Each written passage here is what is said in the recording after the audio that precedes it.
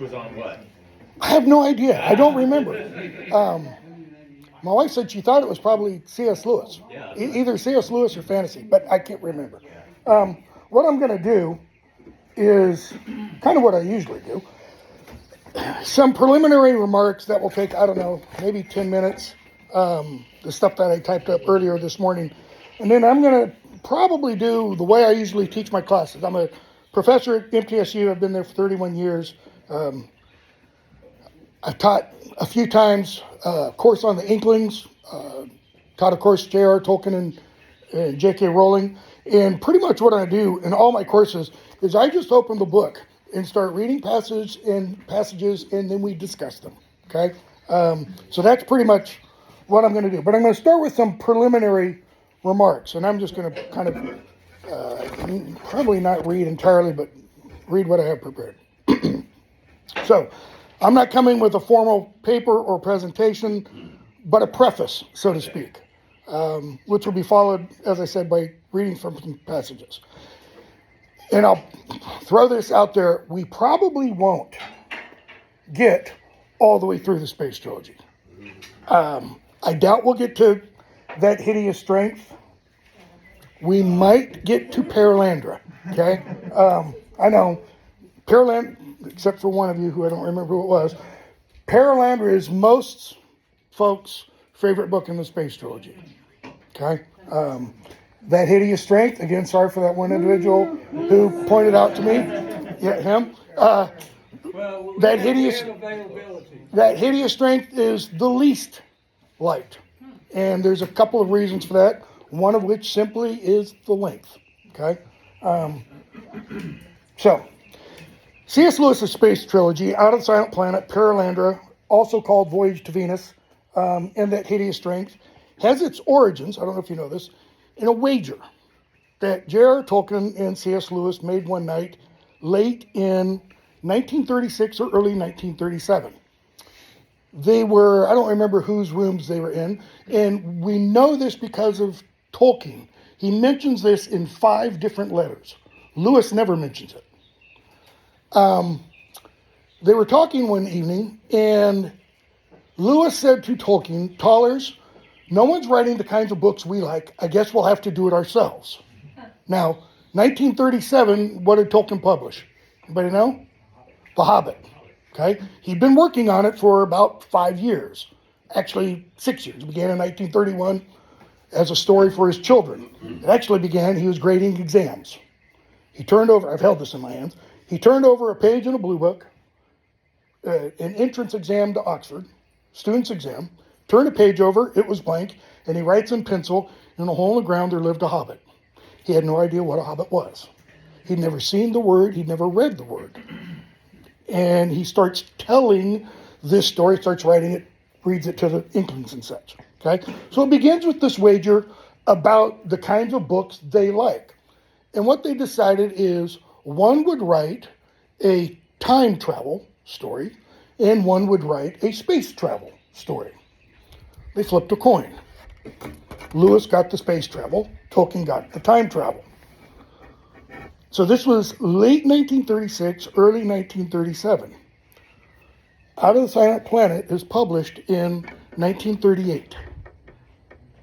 Okay, that's how fast Lewis wrote. And he wasn't writing only this at the time. He was writing a bunch of other things at the same time. Okay? So the wager was who could write one first. Well, Lewis won hands down because Tolkien never finished his. It got published as The Lost Road in one of the volumes of the History of Middle-earth years after Tolkien's death. Okay? So they agreed one would write a space travel, one would write a time travel. And the purpose of these would be to, as Tolkien puts it in the letter, discover myth. Okay? To discover myth. Flipped a coin, Lewis got space, Tolkien got time. All right? Out of the Silent Planet was published with some help from Tolkien in late 38. Lewis first submitted it to Tolkien's publisher of The Hobbit. Okay? It did not get a positive review from an outside reader. Stanley Unwin, who is the publisher of Tolkien's Hobbit, sent a copy of the outside reader's letter to Tolkien. Tolkien, this is probably a little too strong, but I think it's fair, shredded that analysis. I mean, he was just like, the person doesn't understand what Lewis is doing. Lewis then sent it off to another publisher. It was also rejected. He sent it off finally to a third one, Bodley Head, and they published it in, I want to say it was late summer 1938. So Lewis begins this in 1938, Perelandra 1943. Oddly enough, my copyright page in this says 1944, which is wrong. And then that Hideous Strength, 1945. That's not all what Lewis was doing then. All right? So, while he's writing these, he's writing other works of fiction. Screw Tape comes out in 1942. Okay? And nonfiction. So that's the only work of fiction he wrote during that period, from 38 to 45. Nonfiction. Problem of Pain, 1940. How many of you have read that? That's kind of what I expected. A Preface to Paradise Lost. Yeah, that's what I expected. Which he publishes in 1941. He does a revised edition in 1942. Broadcast Talks, which becomes part of Mere Christianity later. Broadcast Talks comes out in 1942. That's the published version of what Lewis said in those BBC talks. Okay? Christian Behavior, second part of what becomes Mere Christianity, 1943. Abolition of Man, also 1943, which is what this is the fiction version of. Probably why some of you like it so much. And Beyond Personality, the final part of Mere Christianity, also published in 1944. Oh, yes. Okay. Lewis was born in 1898. So his first major published work, Allegory of Love, published in 1936, revised edition 1938. And all these other things. This isn't everything he wrote in that period. He also has a collection of essays that was published in 1942, I think it was. One of the reasons I mention this is if we had time, which we don't, we could go through these works and trace the ideas from all of these other works through these. They all find expression. For example, Lewis writes this largely because of his work on A Preface to Paradise Lost. This is Lewis's correction of Milton. Because Milton, in Lewis's words, Milton made God too anthropomorphic in Paradise Lost, and he made Satan too attractive. I mean, if you've ever read Paradise Lost, you can't help but hear Satan and go, damn, that guy is a leader. Who wouldn't want to follow him? Okay? So, in 1956, jumping way forwards, 1956, in a letter to Father Peter Millward, one of his correspondents, Lewis encouraged him to read Tolkien's The Lord of the Rings, which had just come out in all 3 volumes together. Okay? It initially had been published 3 separate volumes over a period of about 1.5 to 2 years. And in doing that, he explained that Tolkien's work was not allegory but myth. A lot of people thought The Lord of the Rings was allegory when it came out, which really riled Tolkien because he hated allegory. He didn't just dislike it, he despised it. Okay? Lewis pointed out it's not allegory, it's myth. He described a good myth as, quote, a story out of which varying meanings will grow for different readers and in different ages. That is, as they age and they reread, they'll see new things. How many of you have had that experience with, for example, these? Every time I read them, it's like peeling the onion. It's at the end of Narnia, farther up and further in, you just get more and more and more. And he contrasted it with allegory. And he says this about allegory. Lewis liked allegory, remember. Into an allegory, a man can put only what he already knows. In a myth, he puts what he does not yet know and could not come to know in any other way.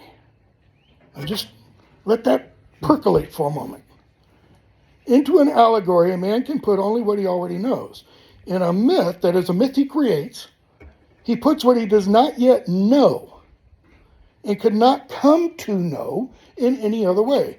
Notice there he's using the word know kind of in two different ways. One of them is an intellectual knowing, a reasoning, and the other one is something else. I won't attempt to define that something else. Remember, as I'm sure all of you know, so this is old hat, it was via myth that Lewis ultimately became convinced that Christianity was true. Roughly 6 years before he begins writing this. He'd only been a Christian for 6 years. Okay? He wrote to his good friend Arthur Greaves on October 18th, 1931, that J.R.R. Tolkien and Hugo Dyson, while walking with Lewis on Addison's Walk, this is a walk outside Magdalen College. Hold on. Give me that red box. The batteries are dead. I thought I noticed.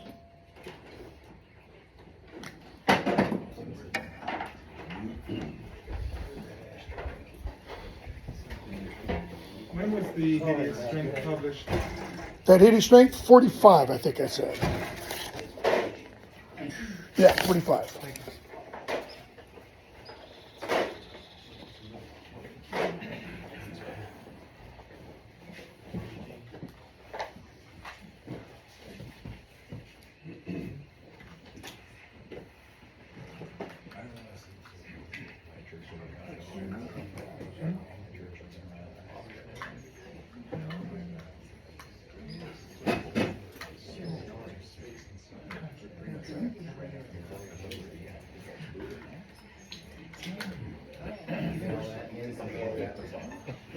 Yeah, no, I know.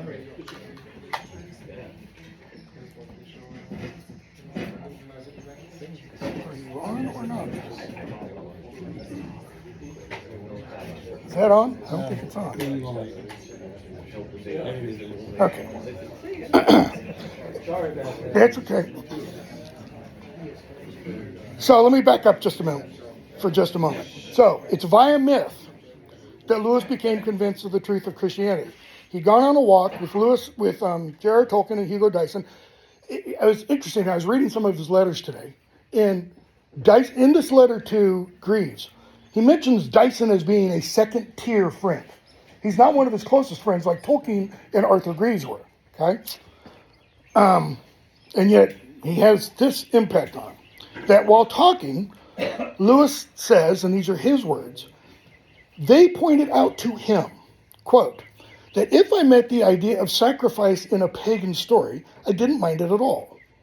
Again, if I met the idea of a god sacrificing himself to himself, okay, which is the quotation on the opposite of the title page of his book of poetry called Dimer, I liked it very much and was mysteriously moved by it. Again, that the idea of the dying and reviving god, Balder, Adonis, Bacchus, similarly moved me provided I met it anywhere except the Gospels. Okay? The reason was that in pagan stories, I was prepared to feel the myth as profound and suggestive of meanings beyond my grasp, even though I could not say in cold prose, quote, what it meant, unquote. So let me pause here. He goes on, but I'm going to pause for a moment. So what's he saying? If he meets this idea in a myth, it thrills him. He just is moved ecstatically by it. When he reads it in the Gospels, it's dead. There's nothing there for him. All right? Back to Lewis. Now, the story of Christ is simply a true myth. A myth working on us in the same way as the others, but with this tremendous difference. It really happened. Okay, so think of those other myths that are mentioned, especially the myth of Balder. Balder, the Old Norse god, who is killed by his brother, etc., and that leads the chain of events that causes Ragnarok, the twilight of the gods, all that kind of stuff. When he first heard that myth, and when he first read Longfellow's translation of it, He said, I was transported to another place. This idea of this northernness is what he describes it as. Okay? So, the story of Christ is simply a true myth. A myth working on us in the same way as the others, but with this tremendous difference that it really happened. And one must be content to accept it in the same way, remembering that it is God's myth, where the others are men's myths. I.e., the pagan stories, I just love this part, the pagan stories are God expressing himself through the minds of poets, using such images as he found there. Okay, so God uses pagan myth because of those images that he finds in the minds of poets. While Christianity is God expressing himself through what we call, quote unquote, real things. And the quote's in Lewis's letter. Okay? Real things. You can ask your philosopher, David Bradshaw, what are real things? I mean, philosophers have been debating that since the beginning. Back to me now. So the question becomes, how does one write a space travel story that, quote, discovers myth, unquote? Wouldn't one assume that a space travel story would be science fiction? Or what Lewis called scientifiction? Rather than mythopoeic, that is the making of myth? Ordinarily, one would reply yes, but nothing is ordinary about Lewis or Tolkien and his ideas regarding myth. Even though the core idea behind Out of the Silent Planet, okay, derives from conversation with Tolkien, i.e., one would write a time story, another would write a space travel story to discover myth. In a letter written in 1939 to Sister Penelope, a nun, she is one of the nuns who is one of the ladies that is alluded to in the dedication of Perelandra to some ladies at Wantage. It's a convent. The ladies are nuns. She became one of his early mid to late 1930s, later mid 1930s correspondence. He writes and tells her, what set me about writing the book, she had read it, what set me about writing the book was the discovery that a pupil of mine, he doesn't name the pupil, took all that dream of interplanetary colonization quite seriously. And the realization that thousands of people, in one form or another, depend on some hope of perpetuating and improving the human species for the whole meaning of the universe. That a, quote, scientific, unquote, in Lewis's letter, hope of defeating death is a real rival to Christianity. Okay? Let me pause here for my prepared remarks. When I began thinking about what I was going to say, I've got a copy of the Cambridge Companion to C.S. Lewis, which I did not put a big, when I got it, I did not put a great deal of hope in that it would be very good. It's got some very good writers. The one who writes about Lewis's space trilogy, he calls it the Ransom Trilogy, is Tom Shippey. Tom Shippey is one of the preeminent scholars of Tolkien studies and medieval studies. When I was working on Beowulf, I would look up his stuff all the time. He comments in there that Lewis's whole emphasis on this, idea of interplanetary travel and colonization and stuff really is dated and out of form. Nobody talks about that anymore. And I don't remember when this was published, 2009, 2010, something like that. And I just thought, no, that's not true. The quote-unquote dream of interplanetary colonization was popularized in works of fiction by writers like H.G. Wells, Olaf Stapleton, who nobody reads anymore, Stapleton, okay? Well, some do. J.B.S. Haldane, who is a biochemist in several other areas of interest, and others. I have a parenthesis. Today we see it, that is, these ideas, in such works as Amazon's The Expanse, which is based on the work of Edward Corey, I can't remember the author's name, Apple TV's For All Mankind, and Elon Musk. I mean, his whole purpose behind SpaceX is what? He wants to colonize Mars. For what? To use it as a stepping off point. Okay? Three body problem. Which I haven't even watched yet. So. Later, in the same letter to Sister Penelope, Lewis writes that only 2 of 60 reviewers perceived that the quote-unquote, my word, mythology of Out of the Silent Planet was not his own invention. That is, when he talks about full Kendra, the silent planet, us, and our bent Eldil and the damage and all that, only 2 out of 60, he says, got it. Okay? I was reading one of the best studies, I think. It's not complete. It is complete, but it doesn't cover everything. David C. Downing's Planets in Peril, which is a study of the space trilogy. Okay? It's the best single volume study that there is. He talks about a lot of this. And he says, I don't think Lewis was quite, or he says something to the effect of, when I began this, I didn't think Lewis was accurate. I thought he was exaggerating. He goes, I've gone back and looked at him. He was pretty close. 2 out of 60. Okay? Lewis then states, I believe that this great ignorance might be a help to the evangelization of England. Any amount of theology, and this is quoted everywhere by Christians and such, any amount of theology can now be smuggled into people's minds under cover of romance without their knowing it. Okay? Which is what a lot of people, part of me wishes Lewis had never written that. Because that has been used as a charge against him. Because people have said, oh, look, this is what Lewis is doing entirely in works like the Chronicles of Narnia. He's just trying to brainwash little children into seeing Aslan as Jesus. He's not, okay? That's something different. Well, if we have time, we would talk about that, okay? One other point before we start looking at Out of the Silent Planet and maybe Perelandra. And this is the long point. I think it's the final point.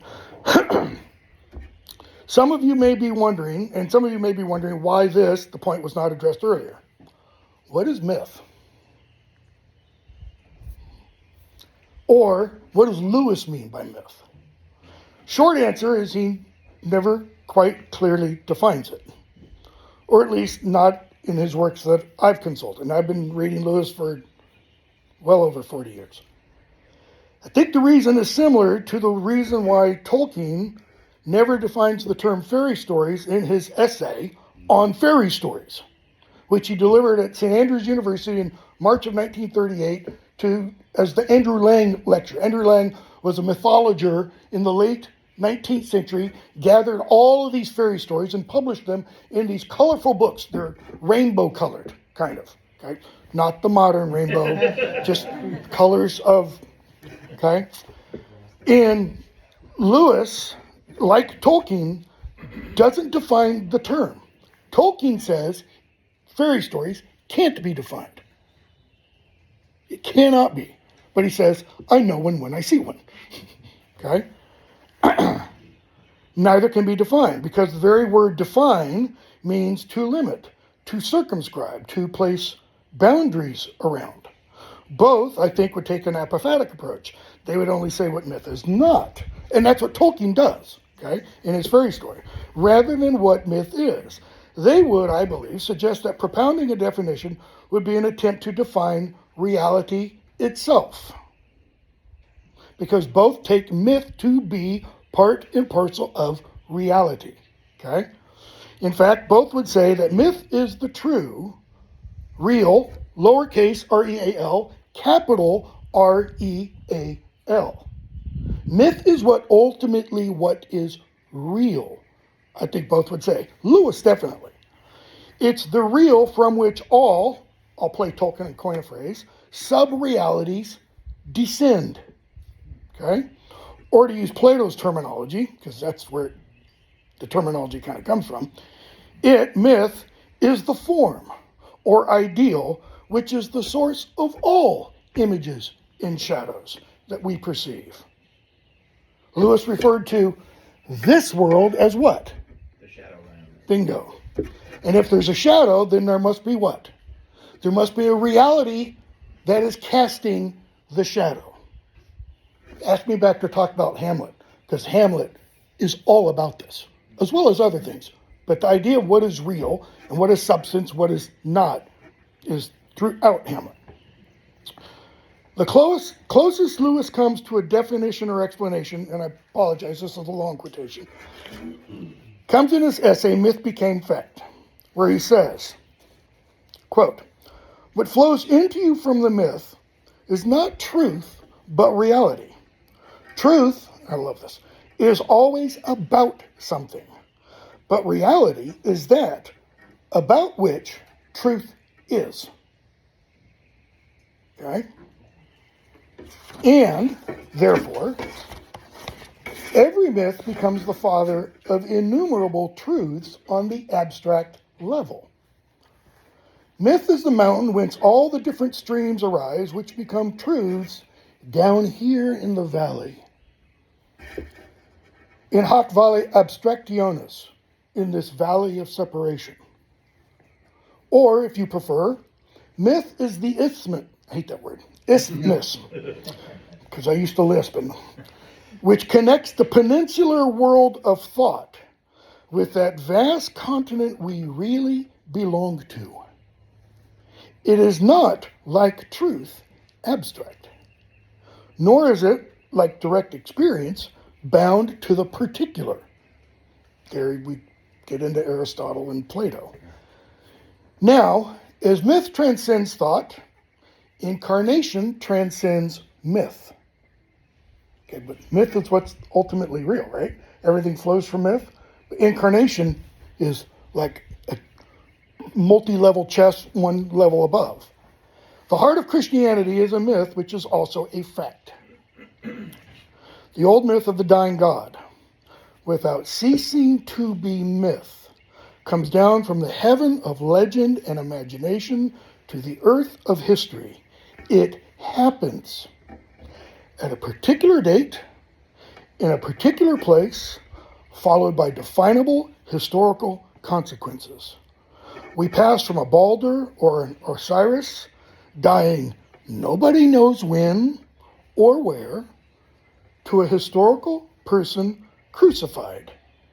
It is all in order, he has in parentheses, to a historical person crucified under Pontius Pilate. Named historical, see him in other sources. Quote, Lewis goes on, "By becoming fact, it does not cease to be myth. That is the miracle. I suspect that men have sometimes derived more spiritual sustenance from myths than they did, derived more spiritual sustenance from myths they did not believe than from the religion they professed. To be truly Christian, we must both assent to the historical fact." What do you think Lewis would say about modern Christianity? It was present in his day. And also receive the myth, fact though it has become, with the same imaginative embrace which we accord to all the myths. If, as Lewis writes, myth is about reality, what is the reality/myth Lewis wants to discover? And think of the real meaning of that word, discover. What's it mean? To uncover, to reveal. It doesn't mean to create. Many years ago, I was at a conference on Tolkien, and author who had written a lot about Tolkien. We were sitting around at dinner afterwards, and she was talking about her new book, but she hadn't come up with a title for it. And it was about Tolkien and myth. We were throwing back beers, and I made the comment, what about Tolkien and the invention of myth? Based upon the old meaning of the Latin word inventio. Doesn't mean to create. Okay? And she was like, yeah, I got an acknowledgement. Tom Shippey, in his essay on the space trilogy in the Cambridge Companion to Lewis, tells us in all three parts of the Ransom trilogy, a myth is either discovered to be literally true or is reenacted. And here are the myths that he says are either literally true or reenacted. Fall of the angels in Out of the Silent Planet. The fall of humanity, Perelandra. And the destruction of the Tower of Babel, that hideous strength. Okay? This is true in part, but only in part. Because while these myths are elements in the novels, each is only a small part of the larger reality. Okay? So that's the introduction. So what's the larger reality? Let's start with Out of the Silent Planet.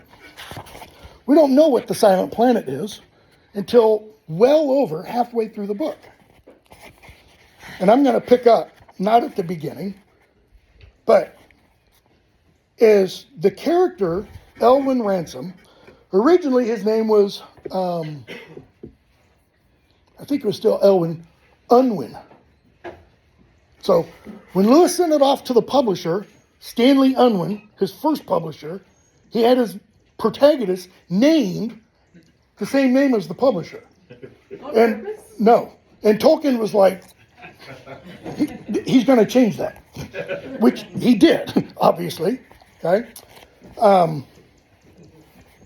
he's at the house where he's going to be kidnapped, and he's talking with Weston, the brilliant physicist who is going to figure prominently in the next book, and they're talking about science and everything. And Weston tells Ransom, they're on the ship, they're not still in the house. Weston tells Ransom that physics and stuff, that's not important. He's a physicist. He says, we've learned how to jump off the speck of matter on which our species began. Infinity, and therefore perhaps eternity, is being put into the hands of the human race. You cannot be so small-minded as to think that the rights or the life of an individual or of a million individuals are of the slightest importance in comparison with this. Okay? Why is that important? What is he suggesting? What ideology, let's say, does that betray? Louder?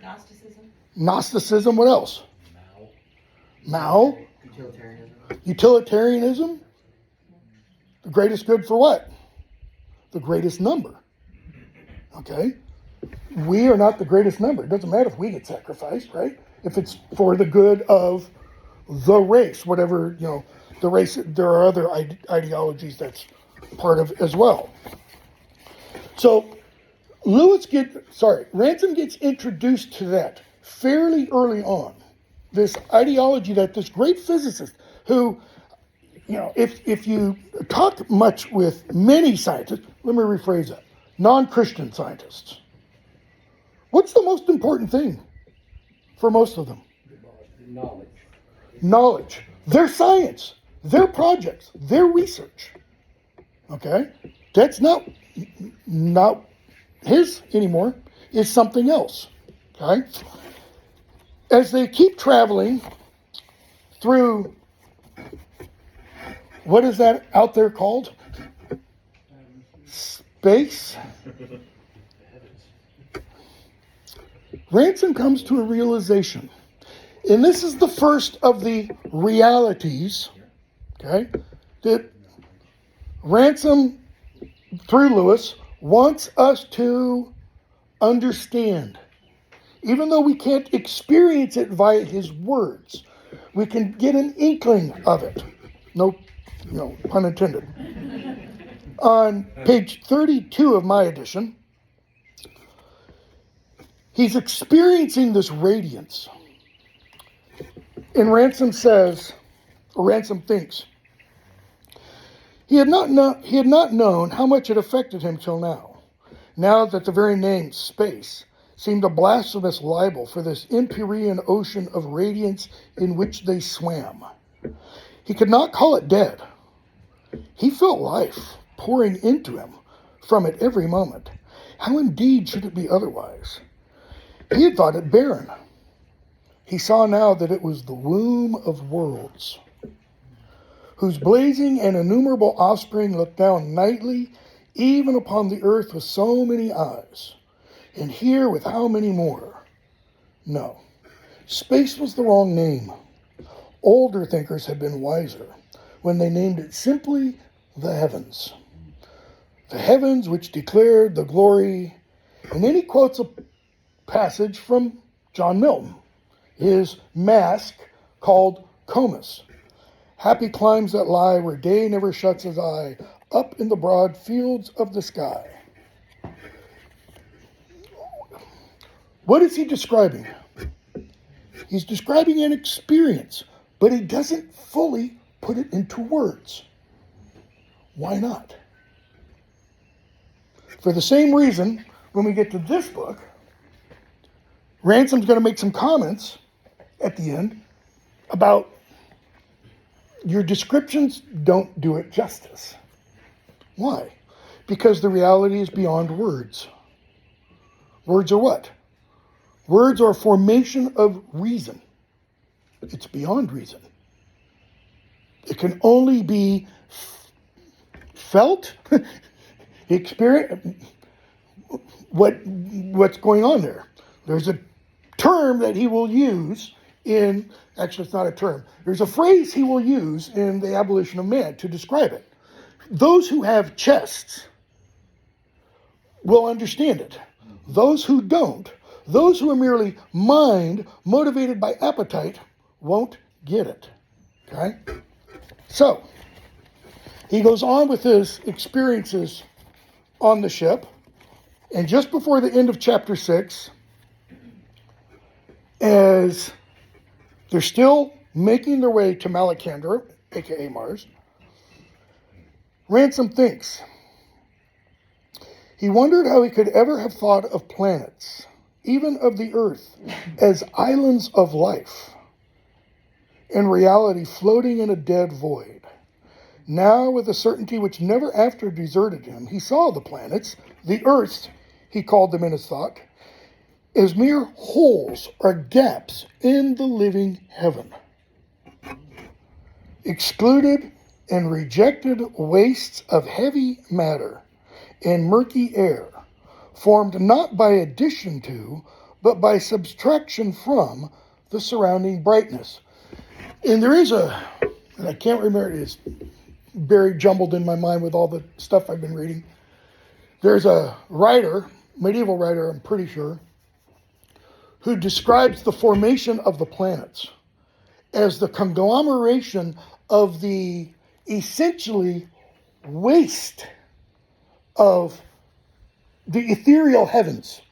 It's the heavy stuff that drops in forms, and the lighter, purer is out there.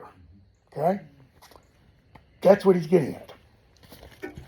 So, they land on Mars, and since most of you know the story, I won't give much into it. I always want to say Lewis. Ransom escapes from his captors. He thinks they're going to take him to some kind of monster because of what? What also comes out in 1938, by the way. Published long before, but radio broadcast, October 31st, 1938, War of the Worlds. Okay? Martians are monsters. What's the basis of most science fiction? It's that. Okay? Ransom runs off. He meets Huey, the Hross and such. And after many months with them, talking with them, towards the end of chapter 16, one of the pupils, one of the little Hrosses, says, when Ransom tries to explain about human life and human culture, a young Hrossa says, it is because they have no Oyarsa. said one of the pupils. And Augre, sorry, this isn't with the houses, this is with the Sorns. Augre says, it is because every one of them wants to be a little Oyarsa himself. Now, at this point, we don't fully know what Oyarsa is, or what the word even means. All we know is that it is an intelligence greater than the Hross, greater than the Sorns, and kind of, from what Ransom knows, rules the planet. Okay? Augre says they cannot help it. They can't help what? He's just said each one of them wants to be his own Oyarsa. They can't help it. There must be rule, yet how can creatures rule themselves? Beasts must be ruled by Hnau. Hnau by Eldilla. Hnau are rational creatures. Eldilla by Malodil.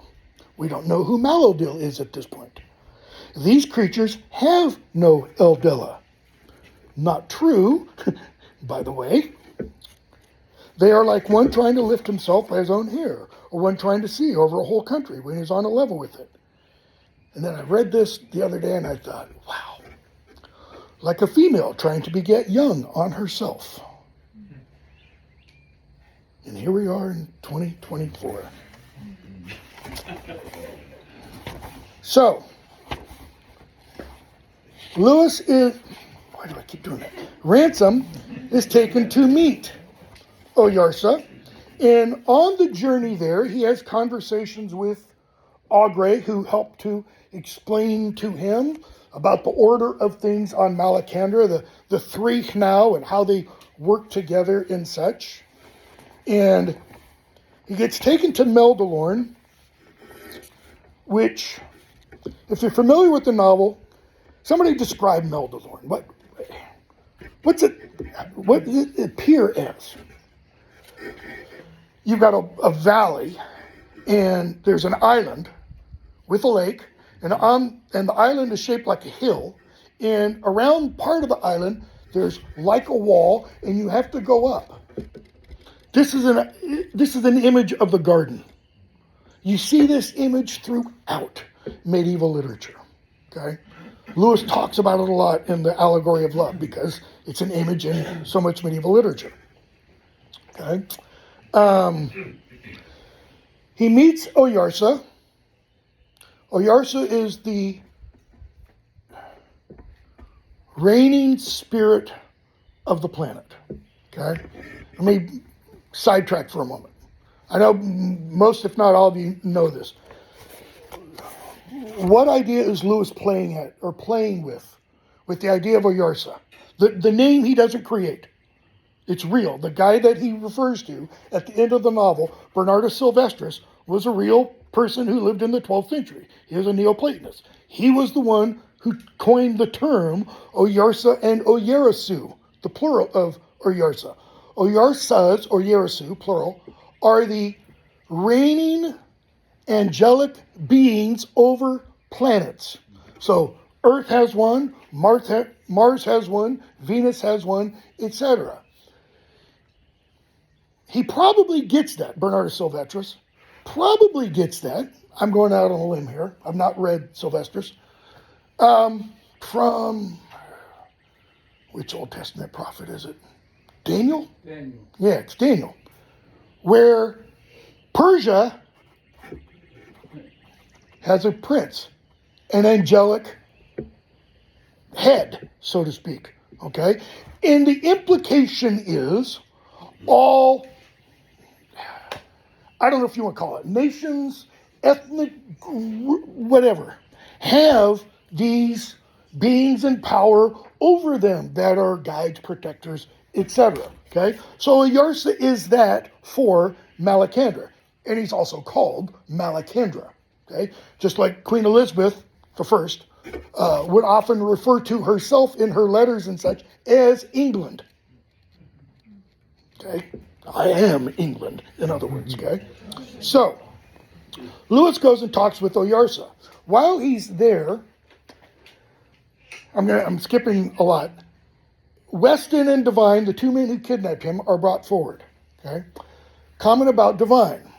What motivates him? He becomes Lord Feverstone in the third book. Why does he want to go to Mars? What did they discover on their first trip to Mars? Because this isn't their first trip, this is their second trip. There's gold. That's all he's motivated by. He just wants gold. Weston wants what from Mars? No, not wisdom. No. He wants the land. He wants Mars. He wants humans to move from Earth to Mars. And from Mars, and to do what? To populate the universe. Okay? This is going to come out in just a moment. So, because Ransom has learned what's called Old Solar, the language of the field of Arbol, solar system, because he's a philologist, he's a studier of languages for the purpose of understanding written text. Philology is the study of language to understand written texts. Linguistics is just the study of speech. Very, very different. Because he's a philologist, he picks up languages quickly, and he picks up Old Solar very quickly. So he acts as translator. Because Oyarsa wants to hear from Weston himself what it is he wants to do. He realizes right away, I don't need to talk to the other guy. Why? He's just motivated by greed. There's no good in him. Okay? So, Ransom is talking to Thulkandra. And Thulkandra mentions his servants and such. And Ransom says, I don't understand. This is on, I don't know which chapter. It's on page 120 in my book. He says, I don't understand. Ask. Have you servants out in the heavens? Where else? There is nowhere else. In other words, from Oyarsa's perspective, the heavens are all there is. But you're here on Malacandra, as I am. But Malacandra, like all worlds, Oyarsa says, floats in heaven. And I'm not altogether here as you are, Ransom of Thulkandra. Creatures of your kind must drop out of heaven into a world. For us, the worlds are places in heaven. But do not try to understand this now. Why? Not enough duct tape in the world, you know. It is enough to know that I and my servants are even now in heaven. They were around you in the skyship no less than they are around you here. Well, what were his experiences in the skyship? He felt like he was being bathed in life and light. So you knew of our journey before we left Thulkandra? No. Thulkandra is the world we do not know. How did he learn about Thulkandra? Conversation with Ogre the Sorn. Ogre tries to figure out, where are you from? And he takes him up into a tower, and he has a Malacandrian, a Sornian version of a telescope. And he says, you're not from Jupiter. Why? Too big, you'd be flat. You're not from Saturn, you're not from Neptune, etc. Not from Venus. You must be from Thulkandra. And he asks, why is Thul? The silent planet. And he explains to him why Thulkandra is called the silent planet. They haven't had communication with Earth for a long, long time.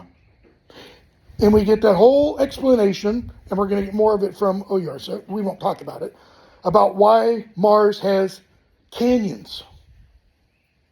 Because the bent Eldil of Earth tried early on, after his rebellion, to reach out. Okay? That's why there are dead forests on the upper plateaus of Mars. Okay?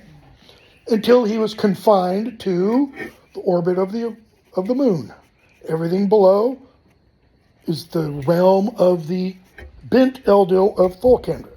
So, He says, no, Thulkandra is the world we do not know. It alone is outside the heaven, and no message comes from it. Now notice what that implies. So all these other planets are in the heavens. They get all of the, I'm going to use a medieval astrological term, but don't think modern astrology because it's nothing related to it. All the other planets have the influence of the heavens. We don't, or this world doesn't, okay? Ransom was silent, so Oyarsha goes on and explains. And he finishes part of this explanation. The paragraph ends. Doubtless, he, Satan, lies to this hour, and we know no more of that planet. It is silent. We think that Maladil would not give it up utterly to the Bent One. And there are stories among us that he has taken strange counsel and dared terrible things, wrestling with the Bent One in Thulkandra.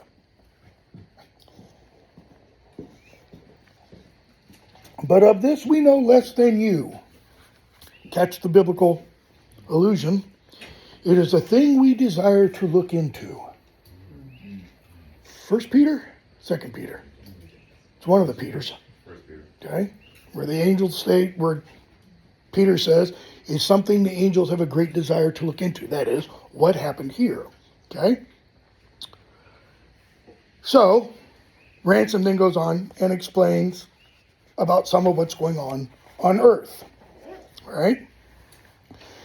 He continues and says, Oyarsa says, I must know why you come here.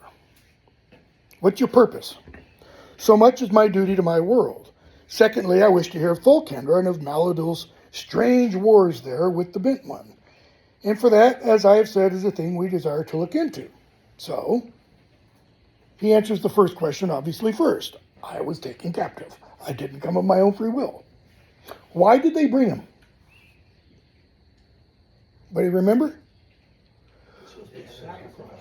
That's what he thinks. Because that's what Weston and Devine thought. The Sorns said, you must go to Oyarsa. And they're like, we'll come back and bring someone. Because not us. Okay? So he says, of the others, one cares for nothing but the son's blood, that is gold, and the other means evil to you. Okay? Is he wounded in his brain? Don't know. Maybe I don't describe his thoughts right. Does he think he could go to the great worlds? Jupiter, Saturn, etc. Does he think Maladil wants a race to live forever? You know, I was thinking about this and thinking of Musk and the Neuralink, stem cell research, CRISPR, gene editing. What's the end goal? It's transhumanism. It's immortality. The wrong guy, you know. So Oyarsa, after Ransom explains he, Weston, doesn't know Maladil, Oyarsa says, if you were my own people, I would kill them now. And you soon. So they, snap of the fingers, gone, and I'll let you live a little while longer. For they are bent beyond hope. And you, when you have grown a little braver, will be ready to go to Maladil. Ready to go to Maladil. Little side note. In Tolkien's Silmarillion and Lord of the Rings, Silmarillion, it's only very slightly alluded to in Lord of the Rings. Death is a gift.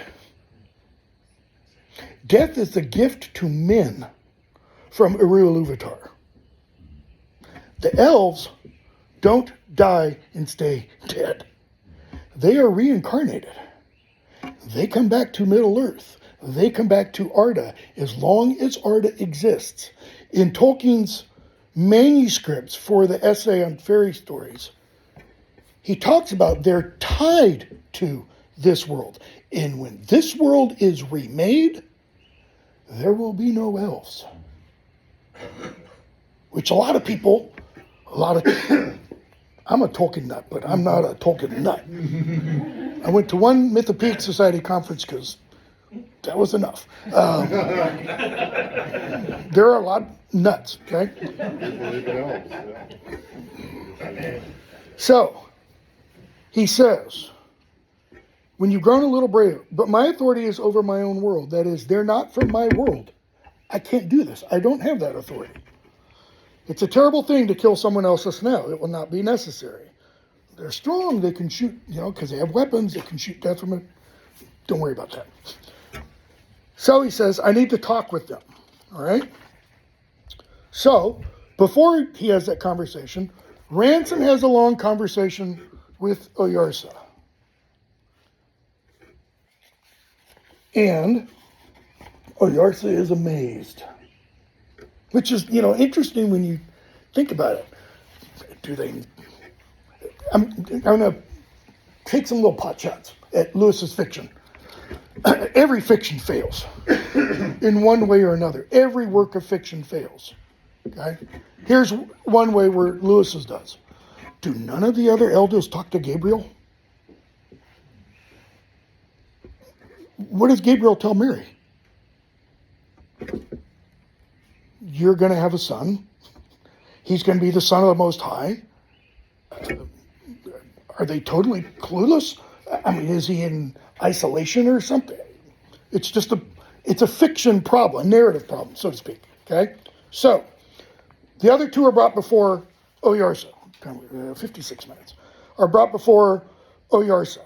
And because they can't make any sense of what Weston says, he has Weston taken away and woken up, so to speak.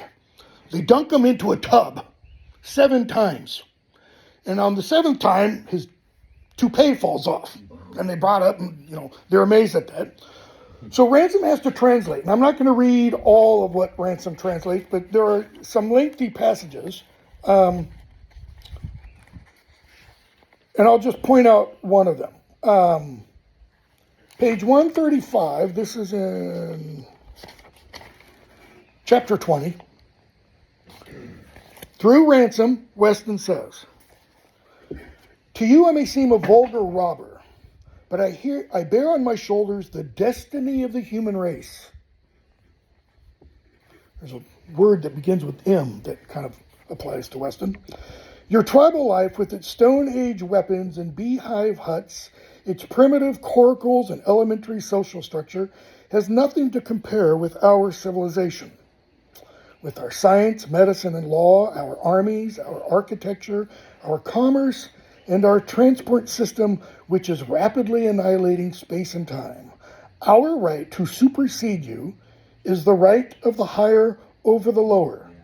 So that's what he says, and Ransom's like, stop, because he's got to figure out how he's going to translate this, all right? So, he tries. I'm not going to read all this translation because it's Weston's words that are the most important. He goes on. Life is greater than any system of morality. Her claims are absolute. It is not by tribal taboos and copybook maxims that she has pursued her relentless march from the amoeba to man and from man to civilization. So what's he talking about there? Materialism. What kind? It is evolution. What kind? That he thinks. It's not the same evolution that Darwin talked about on The Origin of Species. It's not the same of that. It's this scientific, materialistic evolution. Okay? Yeah, obviously. So, Weston goes on. After Ransom translates, life, of course. Because Ransom says, who is she? Because he talked about she must go on, talking about evolution and such. Life, of course. She has ruthlessly broken down all obstacles and liquidated all failures, and today in her highest form, not just me, civilized man, and in me as his representative, she presses forward to that interplanetary leap which will perhaps place her forever beyond the reach of death.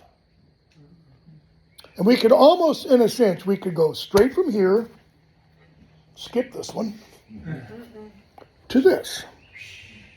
Because what are they suggesting they, the nice folks at NICE, wanting to do? That, to some extent. Actually, it's the exact opposite of that, but we'll talk about that at a later point. Okay? So he says, he goes on, to march on step by step, superseding where necessary the lower forms of life that we find, claiming planet after, I love that, claiming planet after planet, system after system, till our posterity, whatever strange form and yet unguessed mentality they have assumed, dwell in the universe wherever the universe is habitable. I highly recommend. It's a fantastic sci-fi series. The Expanse on Amazon. Part of it's about the discovery of life out there. But one of the things that happens, without giving too much away, is this giant ring is created out somewhere around the asteroid belt that has portals to all of these other inhabitable worlds. And you see all these people wanting to go off and claim them for themselves. Okay? So the end result of this, when Maladil says, one would think then that it's for the mind you care. Because Weston explains it's not this form that's important. It's not 2 arms, 2 legs, a head, eyes, ears. It's whatever the kernel of humanity is, the essence of us.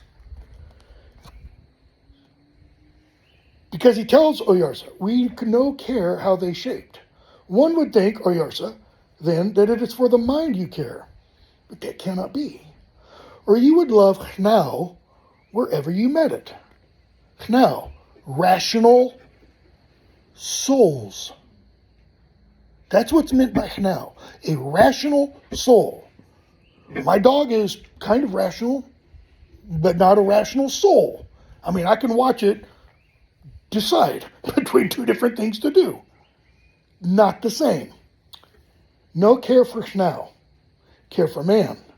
But if it is neither man's mind, which is the mind of all other Hnau, that is, Oyarsa is saying, your mind ultimately is no different than mine, an angelic mind, or a Rasa's, or a Fiffletriggy, or a Sorn's, which is the mind of all other Hnau. I'm going to skip a part in between and come back to it. Nor his body, which will change. If you care for neither of these, what do you mean by man? Me care for man, care for our race, what man begets. Now the passage the little part that I skipped, where he says, which is the mind of all other Hnau, is not Maladil maker of them all? What does he mean? Tolkien puts it in the fairy story essay as, we are made in the image of what makes us. Mankind, in the essay, part of what he's getting at is, mankind is creative. Why? Because God's creative. We have this inner need to create. What was the book called? In one of the books by Edith Schaefer, she's talking about everyday, ordinary beauty, like the ivy on the mantle, the painting of the cows. It's an element of beauty. It's ordinary. It's natural. How you arrange flowers. That is as creative as Michelangelo's Sistine Chapel or Da Vinci's Mona Lisa. You took something that wasn't out of other things and put it there. Okay? Kind of what he's getting at. So, Oyarsa says, it seems to me what you really love is no completed creature, but the very seed itself. Weston says, I haven't come here to debate. Finally, Oyarsa, I see now how the Lord of the silent world has bent you. And that term bent, keep in mind how important it is. Because what's the opposite of bent? What's another word for straight? True. Like a bicycle tire. If all the spokes are tightened properly, that tire is true. If it's not, it gets worked. And it wobbles and it goes off kilter. Okay? Straight is related, or right, is also related to the word for king. There's this idea of literal uprightness, okay, which is going to become really important at the beginning of this book. So he goes on. How the Lord of the silent world has bent you. There are laws that all now know of pity and straight dealing and shame and the like. And one of these is the love of kindred. Okay? So the laws that all now know of pity and straight dealing and shame. What's he talking about? How many of you are very familiar with mere Christianity? It's what Lewis calls the Tao, the way. It's this idea of fairness. That there is some kind of infinite reference point of fairness. You cut in line, it's not fair. You steal, it's not fair. This ultimately a moral notion. He has taught you to break all of these other rules, laws, except one, which is not one of the greatest laws. This one he has bent till it becomes folly, and has set it up, thus bent to be a little blind Oyarsa in your brain. And now you can do nothing but obey it. Though, if we ask you why it is a law, you give no other reason for it than for all the other and greater laws, which it drives you to disobey. Do you know why? Weston's reply, there is no bent one. Me wise, new man. No believe all that old talk. He has left you this one because a bent now can do more evil than a broken one. In other words, divine can't really do any evil. He can do bad stuff. He can steal. Stealing isn't necessarily evil. He has only bent you, but this thin one, who sits on the ground, he is broken, for he has left him nothing but greed. He is now only a talking animal, and in my world he could do no more evil than an animal. If he were mine, I would unmake his body, for the now in it is already dead. But if you were mine, I would try to cure you. Now think about that for a moment. He would try to cure him. Why?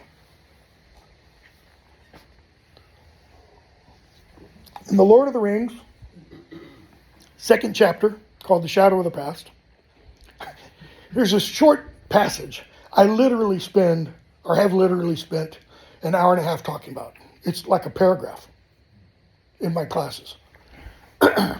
Where Gandalf is talking to Frodo, and they're talking about Gollum. Frodo cannot stand the idea that Gollum was once a hobbit. Because he can't stand the idea that he too could become a Gollum. Okay? In talking about Gollum, Gandalf goes on about how Frodo should feel pity and mercy towards Gollum and such. And he says, and it's one of the most amazing passages to me in the entire Lord of the Rings. He says, I have not much hope for his cure before his death, but there is some. Now think about that. In that book, Gollum, wants to get the ring back because it's his precious and all that kind of stuff. And Gandalf's concern is with Gollum's what? His cure, his restoration, his redemption. I'm one who argues Gollum ultimately is redeemed by destroying the ring. The destruction of the ring is his salvation because it's the destruction of himself. It's his sacrifice. Whether intentional or not, it is what brings about, the cleansing. Okay? So,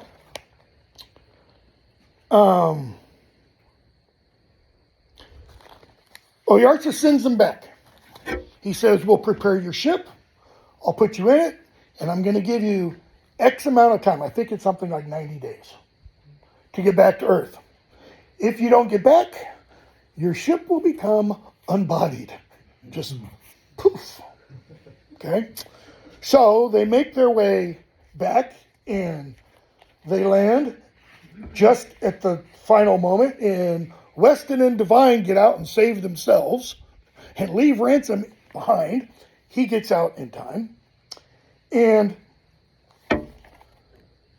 we get a chapter at the very end before the postscript. Okay? Chapter 22, where Lewis, the fictional character, C.S. Lewis, enters the story. And he says, at this point, if I were guided by purely literary considerations, my story would end. But it is time to remove the mask and to acquaint the reader with the real and practical purpose for which this book has been written. In other words, I've been tricking you. At the same time, he, the reader, will learn how the writing of it became possible at all. And he mentions Ransom, Dr. Ransom. And he says, and I should tell you at this point, it's not his real name. His real name is something else. Okay? So, he goes on and talks about Ransom coming back. And then Lewis says, and here's where I come into the story. I'd known Ransom slightly for several years, corresponded a bit. And then Lewis creates this fiction. Writers do this all the time. All right? And he says, I wrote Ransom a letter because I had a problem with some 12th century Neoplatonist. And a word that this 12th century Neoplatonist, real character, this is the Bernardus Sylvestris, and this word that he used, Oyerisu, couldn't find it anywhere. I was wondering if he just made it up. And Ransom said, come meet me. We'll talk. I have a little more information about that. Okay? So Lewis went to Ransom's for a while, and Ransom explained everything that happened. Second to the last paragraph of that chapter, Ransom says, and they will easily find out you or me and will easily identify Weston, talking about the readers. Okay, they're going to figure out who we are. Anyway, he continued, what we need for the moment is not so much a body of belief. Lost my place again. As a body of, because my eyes are so bad and I don't have enough light. As a body of people familiarized with certain ideas. Okay? We don't need to get people to believe the quote-unquote truth.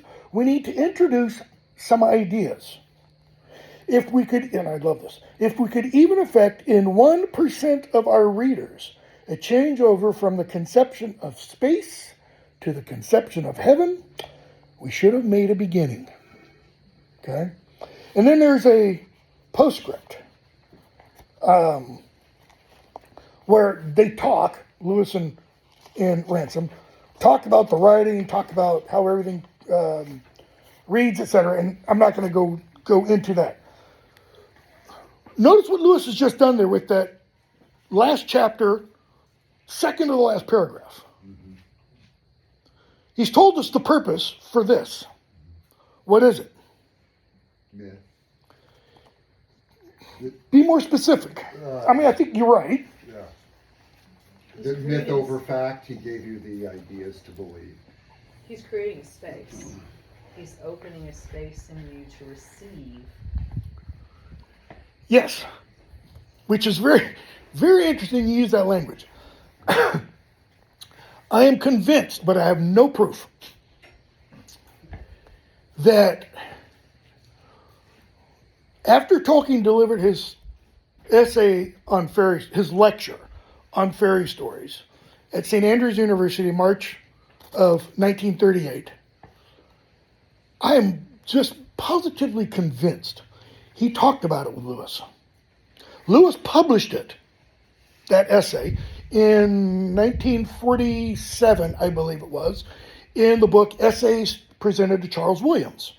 That was originally supposed to be a collection of essays in honor of Charles Williams, because Williams was going to go back from Oxford to London. The Oxford University Press had relocated from London to Oxford during the war. That's how Lewis met Williams. They'd corresponded once.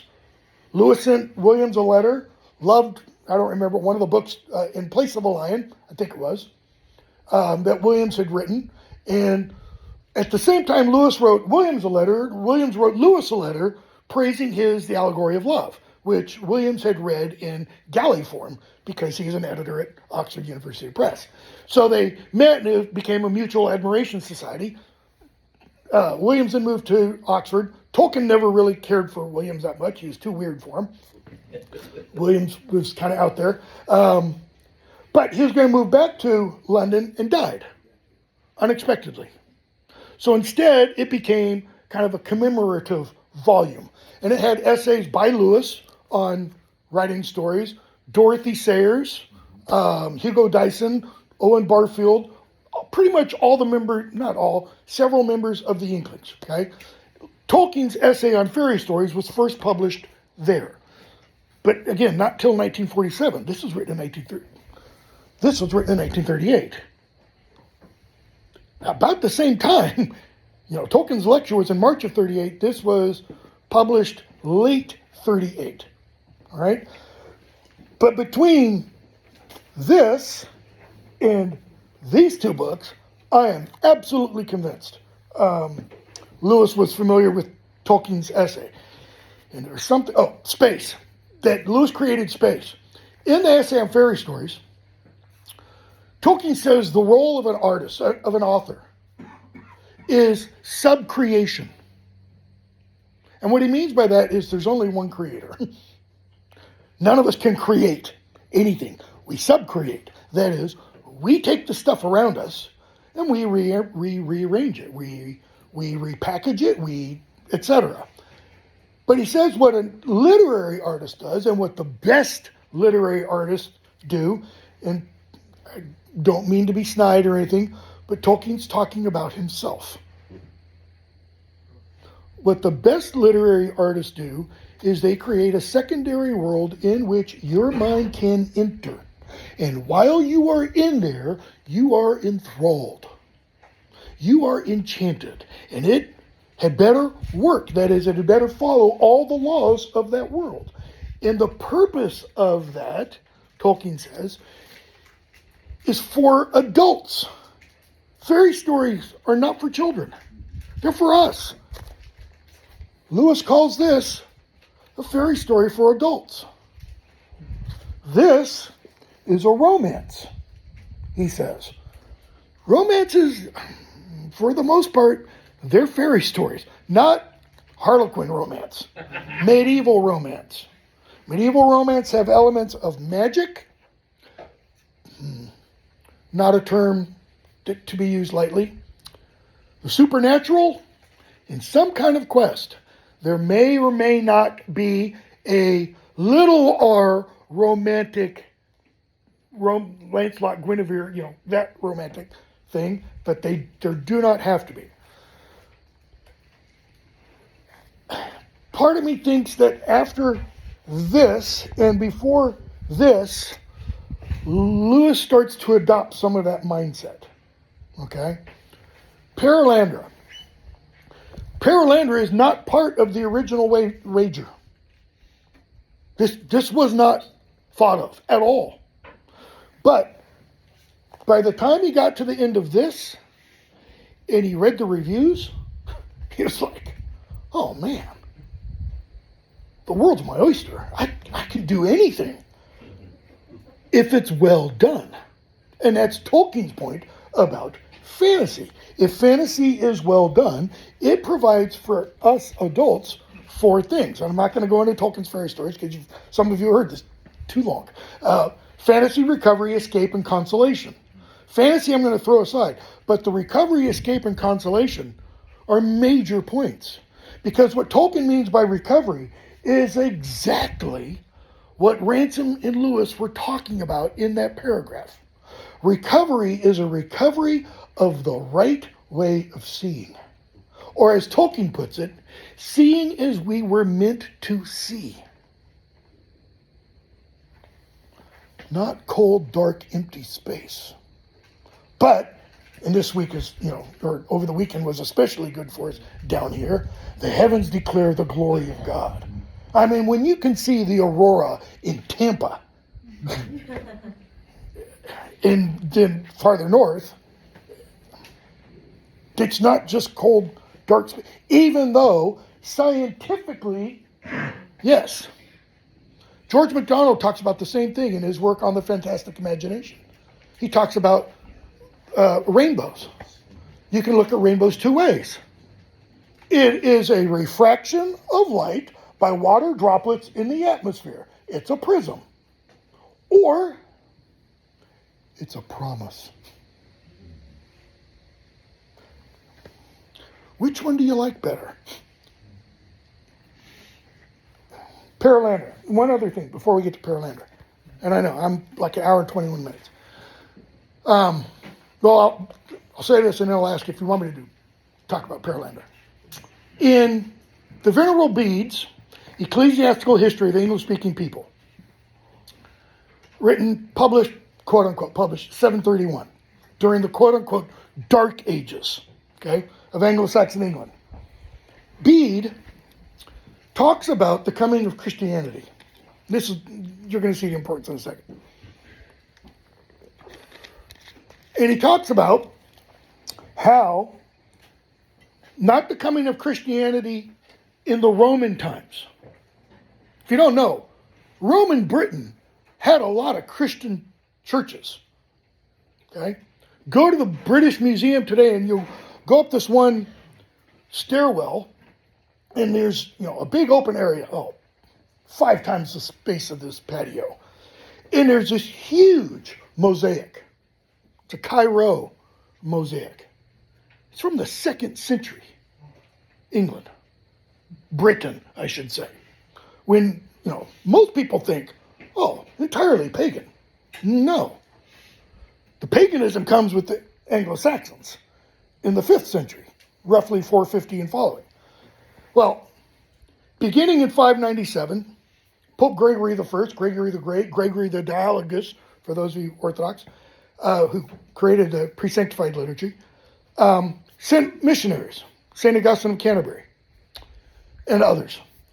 In one of the accounts that Bede gives, you have a portrayal of how the Germanic tribes were converted. And you have this guy talk about Christianity, and then you have this priest, and his name's Koifu, a pagan priest, Germanic god priest. And he's talking to the king, who's not Christian, and he says, "It seems to me, O king, that here's what we have going on. These guys bring in this new belief system, and we have our belief system. And it's a comparison of stories." He says, if our belief system, let me back up. So the new belief system essentially says, we know where we come from, God. We know where we're going to. If we follow God, we go back to God. Okay? What does our belief system say? And he uses a story, an image. And he says it's like a sparrow flying through the winter storms.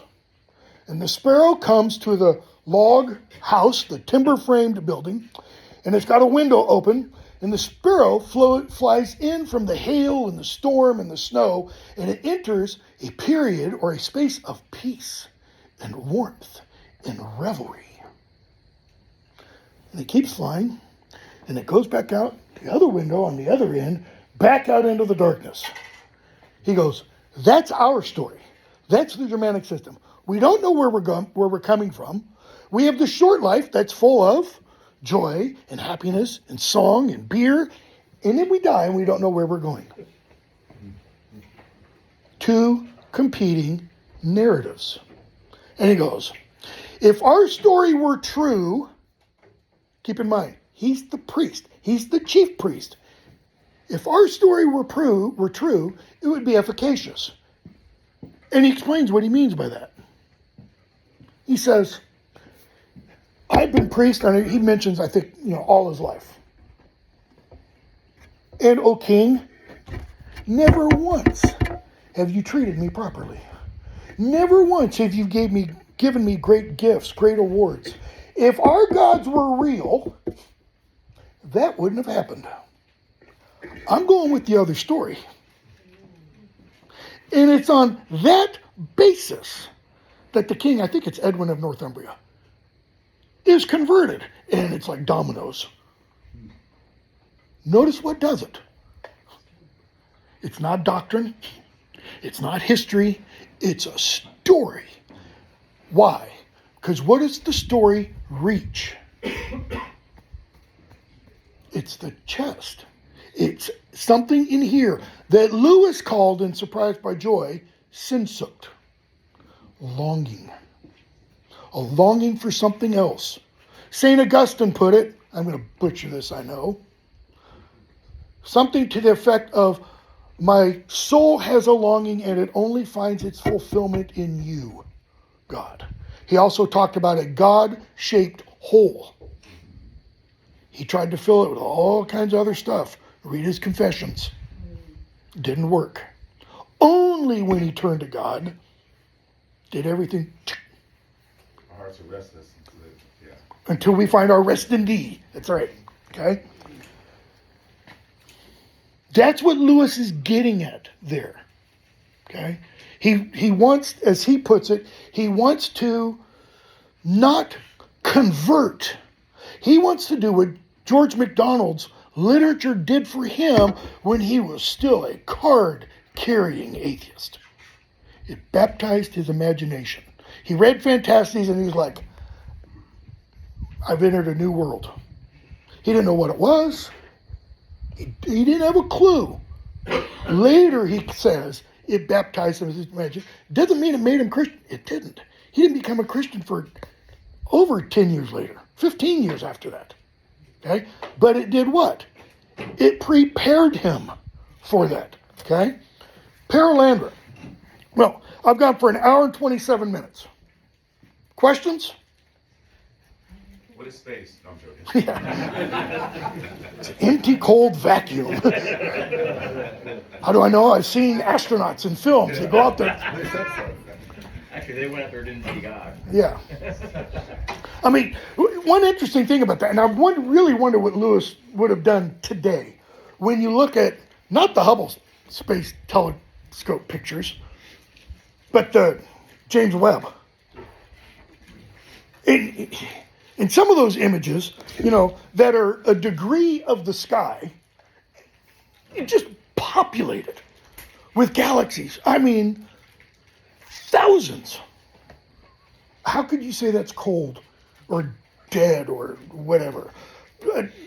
Father Tom Hopko, in one of his lectures, in one of his series, I think it's the one on death, that he delivered at St. John's Greek Orthodox in Irvine, California.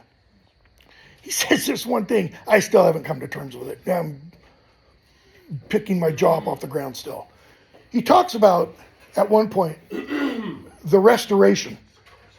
The new heavens and new earth. It's not going to be, in his terminology, it's not going to be a new heavens and new earth. It's going to be this world restored. The heavens restored. Hold your seats. We are going to become such that he says, we will be able to be out there in all these other galaxies because we will be the rulers. there's not enough duct tape in the world for me to wrap my mind to try to understand it. I don't know if it's right or not, but I wouldn't be orthodox if it weren't for Tom Hopko. And so, I give him a lot of credit. Okay. Mark. I think you raise a lot of very interesting suppositions, and the idea of the heavens being populated is becoming more conversant among certain circles. But those who actually go to space, with certain exceptions, like the first cosmonaut, I didn't see God. That seems to be the mindset. That it's still this emptiness, and at most it's islands that we can conquer. Why is that? Why are these? Is it a failure of our? I won't say imagination, but is it our failure of our appreciation as a society? I would say it is our failure of our imaginations. I think that's what Lewis would say. I would say it's because our imaginations have become so small. The phrase I use, we know not what we will be. That's from Hamlet. Ophelia says, we know what we are, but not what we shall be. She says that just before she goes completely crazy. So, take that with a... But St. Paul essentially says the same thing. And I think Lewis would say,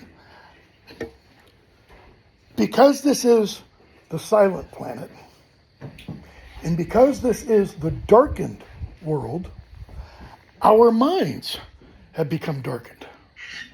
We have become used to... Okay, we are in 2024. We have been living in the age of science for how long? Too long. At least 300 years.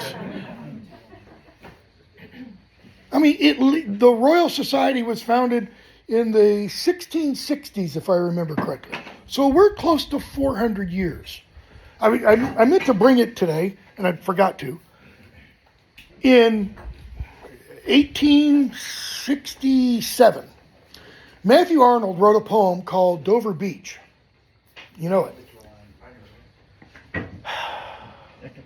Dover Beach has this part in it where the speaker of the poem, he's talking about life. The premise of the story is there's a guy, and he probably or apparently has a girl with him, and they're down at a hotel on the coast of England overlooking the channel towards France. And the speaker says, come here, come look, the lights are there, and it's beautiful, and the sea is full, the moon is full, the tide's all the way up. And then he goes on and he starts talking about Sophocles and Oedipus the king, and how Sophocles heard this dull roar on the Aegean Sea. And the dull roar essentially gets put into Sophocles puts into words at the end of Oedipus the king. And my favorite translation puts it this way: count no man blessed until he is dead, free of pain at last. Or, as I put it to my students, life sucks and then you die. Or everybody's familiar with the bumper sticker, life's a beach. And I always tell them, replace the vowel in that last word. And then you die. That's it. That's basically Sophocles' attitude. I mean, what does that lead to? Nihilism. It leads to nihilism. Okay? Nihilism, the idea that there is no meaning in life, and I tell my students, and I've been doing this for over 30 years, if I thought this was true, I would not be here today because I would be dead. I would have swallowed a bullet years ago. Just why go through the pain? Hamlet's slings and arrows of outrageous force. Knee replacement, shoulder replacement. Okay? Well, in that poem, Arnold goes on and he talks about the sea of faith was once full too, furled around the world. And now we hear its long, withdrawing, melancholy roar. And what does it leave us with? He says, there is no certainty, there is no truth, there is no love, there is no joy. Hey, but let's hook up. While armies fight in the darkling plain, and the armies are the armies of competing ideologies. Okay? That's written 8 years after Darwin's Origin of Species. Is it because Darwin killed God? No, Nietzsche did that. A little bit later. Where does our lack of imagination come from? Lewis would argue it doesn't come from the rise of the scientific age. If anything, it begins earlier than that. In what he said was falsely called the Renaissance. Yeah. You know, he was made, a position was made at Cambridge University for him in 1954. It was created specifically for him. They'd never had it before. The chair of medieval and Renaissance English literature. He took it because he was never going to get that kind of position at Oxford. Tolkien had argued for him at Oxford.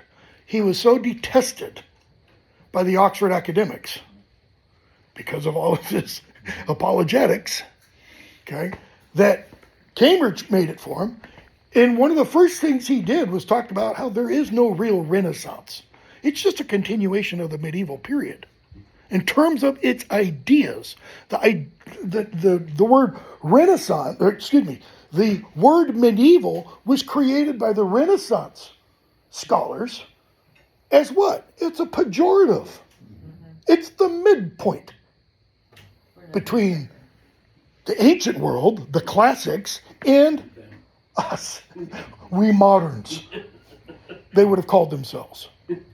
Bede that I mentioned, that was the height of the Dark Ages.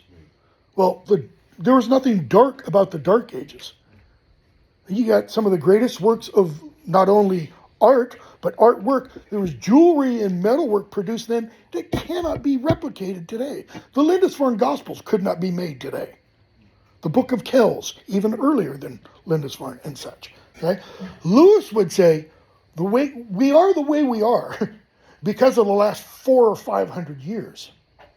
So it's going to take probably another 100 or 200 years, assuming we live, not individually, but collectively as a species, to get back to that kind of mentality. But it's going to take what? It's going to take more of this kind of stuff and less Catcher in the Rye. And less, Waiting for Godot. And I love Waiting for Godot. It's the greatest work of absurdist literature there is. But it's absurd. Do you think, I know that Lewis was going for... Hold on, question. Mike.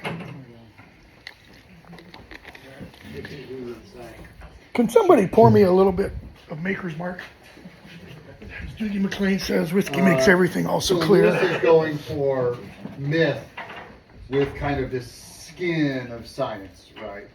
Thin layered skin, because he's talking about stuff that stands the test of time, even if the science does not. Kind of. I'll accept your premise to begin with. Do you think that he, if I had to put it somewhere, I'd go like Lewis, Tolkien, and Chesterton were pushing back on what was coming in their time of materialism, which would come after that 1950s Darwin, popularized by Darwin, and they're going, oh, materialism's coming. And they just and Lewis kind of hints at the coming. So they're responding to modernism, but Lewis in Men Without Chess is starting to look at postmodernism. Okay, do you think that in their dealing with modernism so much that they would have changed their attack in dealing with postmodernism? And I think Francis Schaeffer is the greatest to start dealing with postmodernism in the 60s going forward. Schaefer definitely, let me talk about Schaefer first. Heavily influenced by Schaefer in my late teens and early 20s because my dad was involved with Schaefer, fired from his church because of teaching Schaefer's ideas. Schaefer's God who is there, he is not silent, and escape from reason. And escape from reason is really the most important of those. Because Schaefer is talking about that in 67, 68, and it's more appropriate today. Abolition of man was before its time. I mean, Lewis was writing about a specific textbook for the abolition of man that dealt with valuations of ethics, of subjective judgment, things like that. Lewis was attempting to reignite, may not be the right word, the idea that education should be ultimately about training in virtue. The original idea of education, even the very phrase means to take out of. It's to be taken from one state, so to speak, or mentality into another. It's about enlightenment. It's not about, well, we don't have time to say what it's not about. Well, not even the testing stuff, but I'm probably retiring, if not May of next year, December of this year. Because I literally, I cannot put up with it anymore. What passes for not only education, but knowledge. I mean, MTSU is beginning a process for a new, quote unquote, general education program.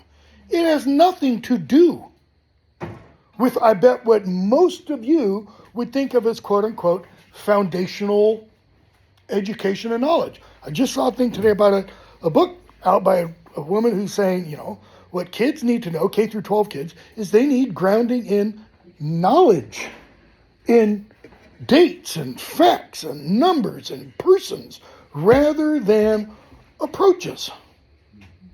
Realism. Yeah.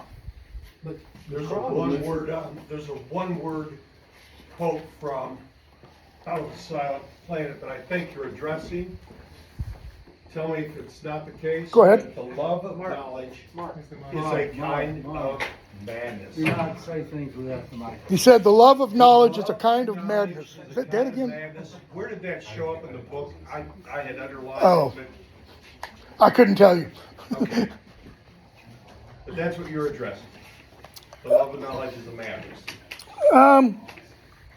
That's what he says. Right. Hold on. Try untwisting that cable.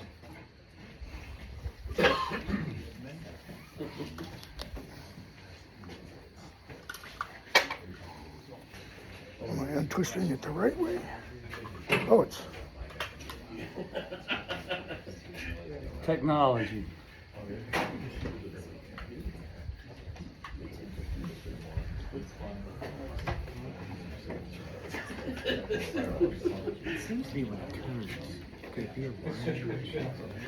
I am also recording this, so I don't know if it's how well it's gonna come out.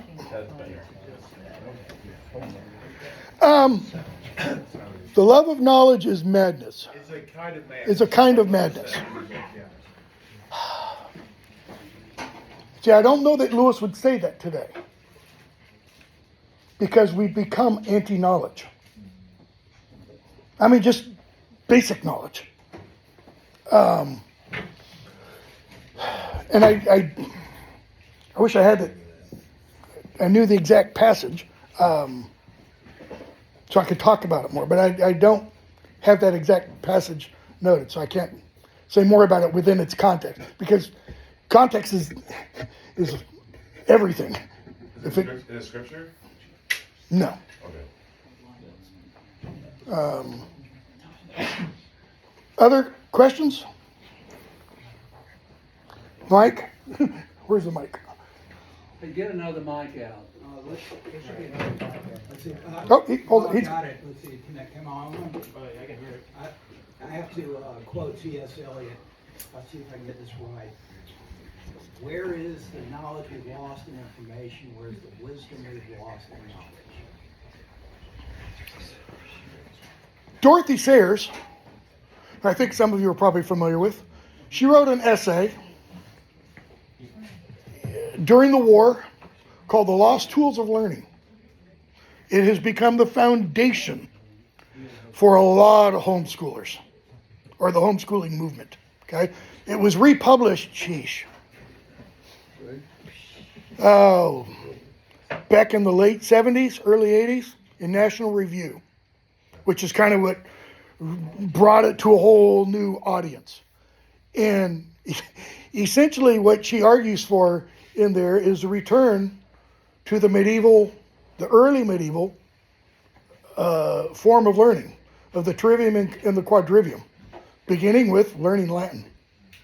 And one of the reasons she does so, I don't think Lewis ever refers to it, is Latin teaches you how to think. You know, one of the things that was shown in Out of the Silent Planet, well, let me go back.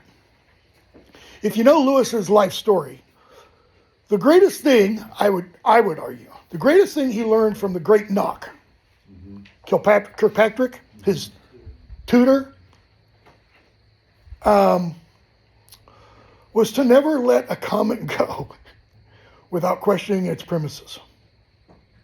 So if somebody makes a comment in passing, Good day. as in, what's that from? And he would go, what's good about it? The beginning of The Hobbit. Gandalf shows up at Bilbo's door, and Bilbo says, "Good day." And Gandalf says, "What do you mean? Do you mean it's a day to be good on? Do you mean the day itself is good?" And they talk about it a little bit, and then Bilbo says, "Good day" again. And Gandalf says, "My, how many ways you use good day? Because now you mean that you want me to leave." It's like the Southern, bless his heart, which can obviously mean a whole lot of things. And one of the things she's pointing out is because Latin is so precise.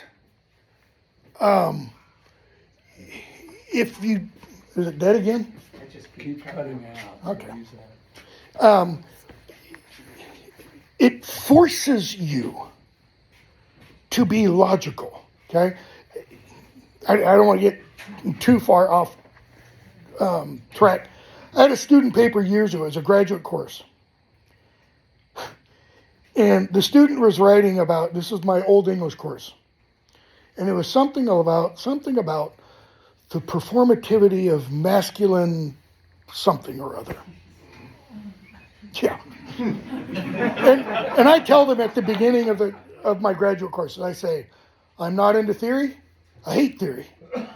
I hate critical theory. I hate literary theory.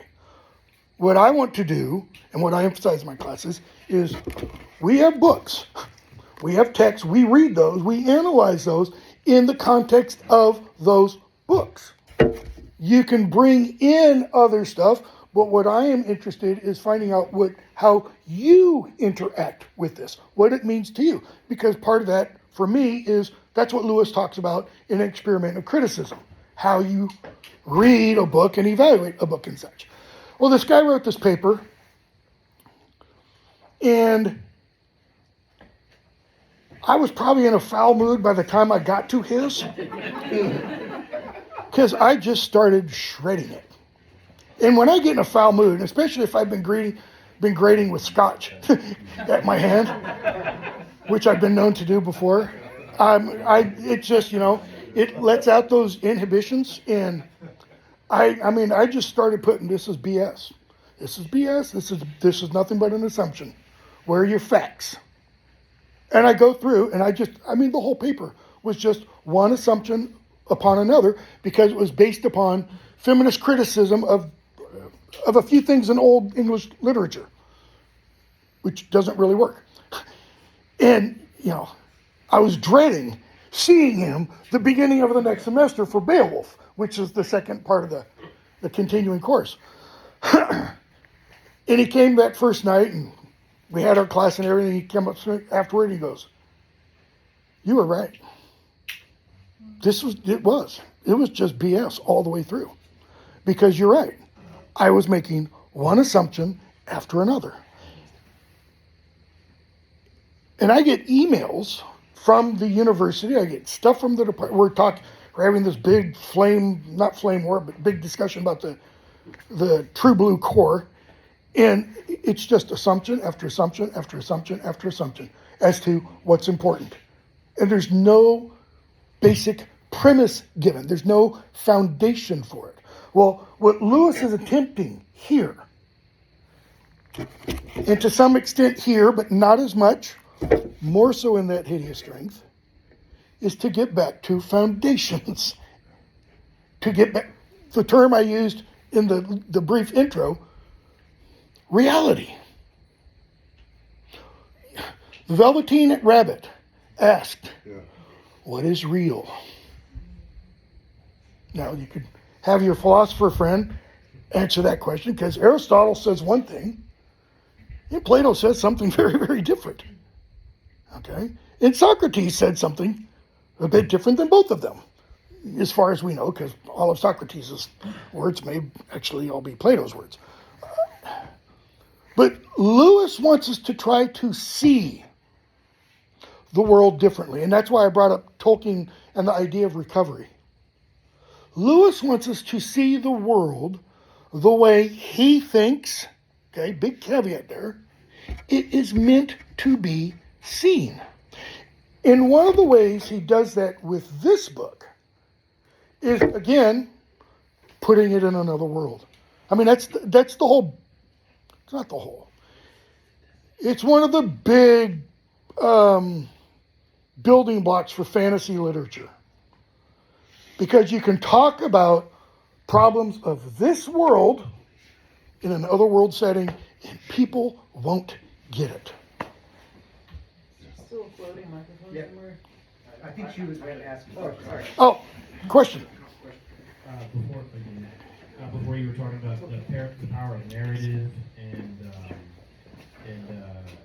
the pagan narrative and the Christian narrative, and it just made me think that that like we're all sort of swimming in the atheist narrative, which is like a booger that got struck by lightning that turned into a fish, and then a monkey, and here we are, and that's why the transhumanist thing is so appealing, is because that's the next part of that story. But so how do we move the culture? Like, the gospel is such a better story. So how do we kind of move back to that?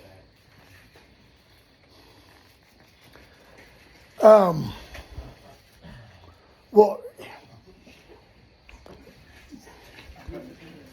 trying to think of how to answer that. I'm not a creative writer.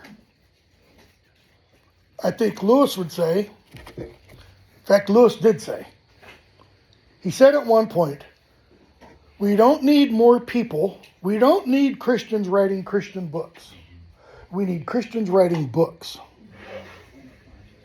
And what he meant by that is the Christian operates in a world, understands the world differently than a non-Christian. Here's a simple example. I hope everybody here will agree. Men are men, and women are women. I'm not going to use the term he used. Winston Marshall, one of the founders of Mumford & Sons, banjo player, who had to leave because of comments he made a couple years ago. He was at Oxford 2 days ago for the Oxford Socratic debate. By the way, the Oxford Socratic Debate Society was refounded, if I remember correctly, I may be wrong, but I'm 90% sure I'm right, by Lewis back in the 30s. He reinvigorated it. The premise of the debate, which I don't want to talk about, but the premise of the debate was populism is a threat to democracy. Nancy Pelosi spoke for the pro side. If you can imagine that. I mean, stringing together 15 minutes of coherence. Winston Marshall took the anti side. The pro side was populism is a threat to democracy. He took the anti side. No, it's not. Elites are the threat to democracy. And he said, to begin with, when I was young, and I'm going to use a different term than he used, a man was a person with a penis. He used a different term. And, half of the audience just erupted. Why am I pointing that out? Because in our society, meaning the United States society, you can no longer say that publicly. So it's small steps to get back to what? Reason. Reality. I mean, again, Schaeffer wrote Escape from Reason in the 60s. Everybody knew what a man was in the 60s. Everyone knew what a woman was in the 60s. Everyone knew and accepted infanticide was wrong in the 60s. Now, it's helter-skelter. It's anything goes. Why? Because, to use Oyarsa's terminology, we are all, we think, or many think, maybe not we collectively, that we're our own little Oyarsas. That is, reality is what I say it is. When I talk with even some members of my family, it is literally like I am on a different planet. I mean, literally.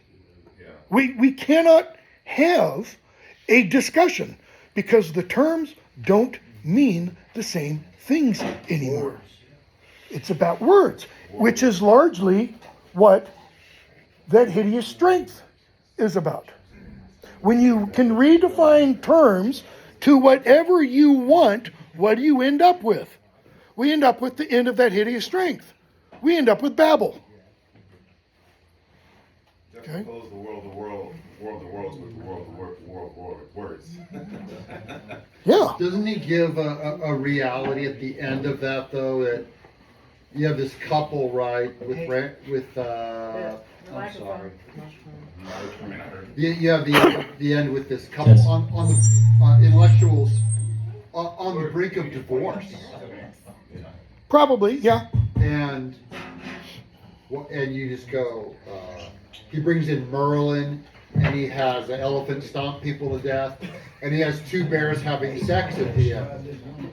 Isn't that his answer to all of this intellectualism, to go back to this foundation of this greater foundational love? Yes and no. For I mean, one of the criticisms of that hideous strength is that the problem is solved by a Deus ex machina. The gods come down and they solve the problem. Or even in Perelandra, it's a Deus ex machina, right? Ransom comes from Earth to stop. This is the argument. Ransom comes from Earth to stop the new Eve from falling again. Well, yeah. Why? Because it assumes, or it presumes, there is a Deus. One of the things Schaeffer talked an awful lot about is the difference between an open system and a closed system. Most scientific belief systems or beliefs are predicated upon a closed system. What you can see or evaluate or test logical positivism is what is real. Therefore, if it cannot be seen, if it cannot be objectified, examined, if it cannot be tested, it's not real. Love, therefore, isn't real. Why? It's a chemical reaction in the brain. How much does it weigh? Okay? And what others are trying to get, what Lewis and Tolkien's not doing this at all. At all. Chesterton is kind of. But not like Lewis is. Lewis is taking the bull by the horns. Why? Because he used to be in this camp. He understands what is at stake. Read his Surprised by Joy, and he talks about how dangerous this mentality is. I mean, before he became a Christian, he talks about, dabbling with the occult. Why do people today get involved in the occult? For the exact same stuff that Weston, aka the Unman, talks about in here. What do we hear today? We don't hear that someone is a good Christian or a good Catholic or a good Buddhist or a good Muslim or a good Jew. What do we hear? So-and-so is, what's the word? Very spiritual. Throughout this, or at least the first half of this, before all the debate ends, it's all about what? Well, there's spirit, and then as Ransom says, there's spirit. Which kind? Well, we could go back to the gospel, to the New Testament. 1 John. What does John say? Test the spirits. If they say Jesus is the Son of God in the flesh, cool. If they don't, Antichrist. Yeah, not cool. Okay. What? Interestingly, I know we're skipping that hideous strength. What's the goal of nice in that hideous strength? They talk about putting science on a strong foundation, a strong footing, where science will be in charge of science. How's that for reductive? Okay? Or tautological. Where science will be put at the forefront of the interest of the state. Kind of ring any bells?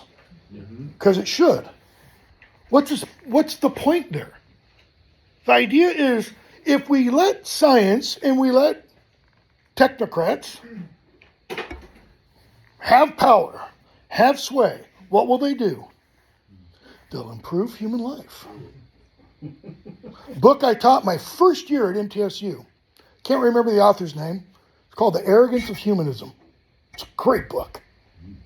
And I taught it in a comp class with Michael Crichton's Jurassic Park. This was the year after, or the year of, massive flooding up and down the Mississippi. Okay? And the flooding was caused by one thing, and it wasn't rainstorms. I mean, rainstorms were part of the problem. Anybody know what caused them? The Army Corps of Engineers, in their great wisdom, stopped the normal flow of the Mississippi. It's this idea that if we only knew enough, we could do what? We could solve all the problems. It's the arrogance of humanism. And then a couple of years later, I used Neil Postman's Technopoly. If you've never read it, get Neil Postman's Technopoly, which is all about technology taking control of our lives. I'll be the first to admit it. I don't leave home without it. Why? As I joke when I have an appointment, it's my electronic brain. I don't have to remember things anymore because it's all right there. So what happens to this? It atrophies like any other muscle. Which is why some people are arguing we need to go back to having elementary school kids start memorizing facts. There was a time, I think, when civilization as a whole shared a body of knowledge. even the forefathers of our country were learning the same things that had been learned for generations, and we don't have that anymore. I was going to say, on the power of story, there's a simple illustration of that in Scripture when David has taken Bathsheba. And God knows if he sends a prophet that says, you've done something wrong, David will bristle and he won't hear. So he sends him a storyteller. Nathan tells him a story, and by the time Nathan's done telling the story, David is so deeply buried in the stories that his heart has been changed. And then that's when Nathan hits him with, this is you. This story is about you. And then he can be changed by the story. And I think that's why the power of myth, the power of story is so powerful, because it stretches us. Because like you said about Thomas Hopko, it's not a new heaven and a new earth. It's our ability to see the heaven and earth that are already there. And story stretches our ability to be able to do that. It's like exercising any muscle. If you exercise your imagination and your vision and your perception, then you can see those things. What Lewis is doing through these stories is he's giving all of us these. He's giving us lenses with which to see the world. Okay? We can take them off or not. And in an experiment of criticism, he talks to some extent about that. I talk to my students about it in the first day of all of my classes. I say, one of the things we do when we read literature is we read literature not only to see what the story says, but to get another perspective. Why? Because I'm trapped. I'm trapped in here. I don't mean the body is caging me. I'm some closet Gnostic or anything like that. I mean, but I am limited to these eyes. So when I read a story by somebody else, or I read a story from a different time period, Oedipus, I have all my sophomores. They read usually not only Oedipus the king, but Antigone also. So they get a story about a strong woman in 5th century BC Greece, when women were nothing. Okay?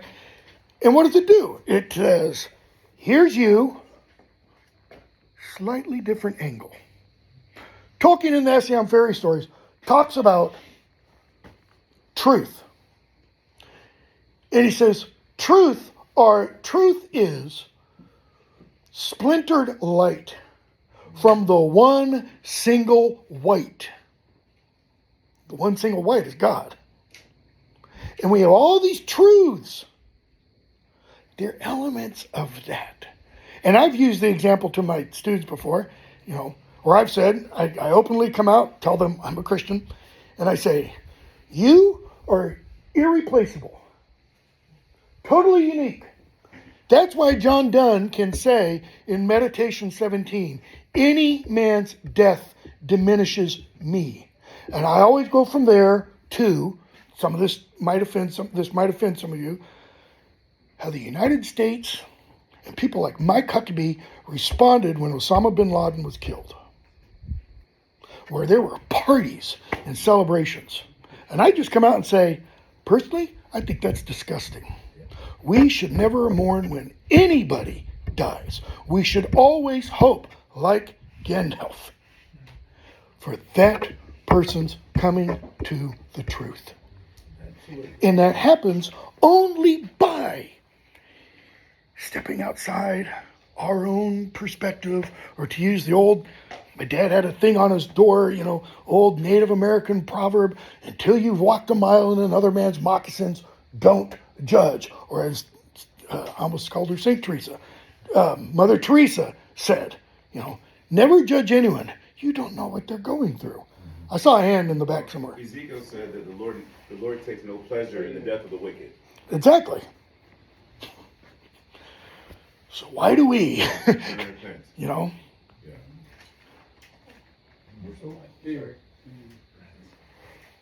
And I apologize, because I know I've not said anything about this. And we're at 2 hours and 10 minutes. Turn it on. Can you hear me? I can hear you fine. I don't know about that. This is, can they hear you? I don't know. Here, let's take this one. You had made a comment about nice, started the statement and veered off. Do you remember what you were going to say about it? Made a statement about nice. Said something was nice. In Oh, their purpose. Yeah. in that hideous strength, I mean, what is their goal? It's to meld science with government. For what purpose? I mean, part of the idea, you could say it's for the eradication of the human race. I mean, that's what ultimately is the goal of the macrobes. And who are the macrobes? The bent eldils, the demons. You talk about that in popular society today. You know, oh, there's demons around us. And what do most people say? You're crazy. There are no such thing as demons. Why? Haven't seen one.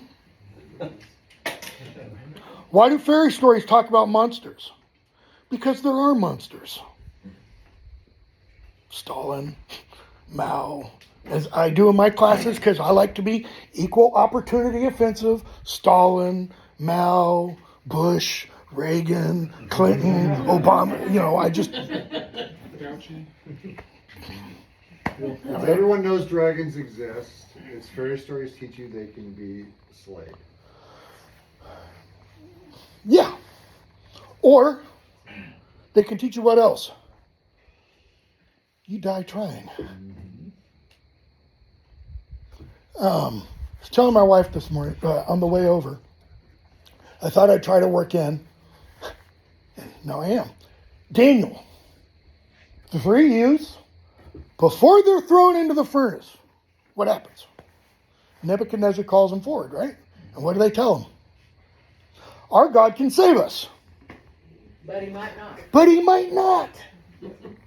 And if he doesn't, they'll still go. And there's another thing. She's in there on her phone, so she's not watching her. There's another example. It's like that. It's a more recent thing, and I'm drawing a total blank. Other questions? Do you want me to? In Perelandra, he says, I desire dragons. I just didn't want them in my next door to me, or I didn't want them in my area. So, Tolkien says that in on fairy stories. well, he says that in Perelandra as well. That's one of the quotes from the book. But it would seem that the elites, if they're used by demons in some ways, they like dragons as long as it's not in my backyard.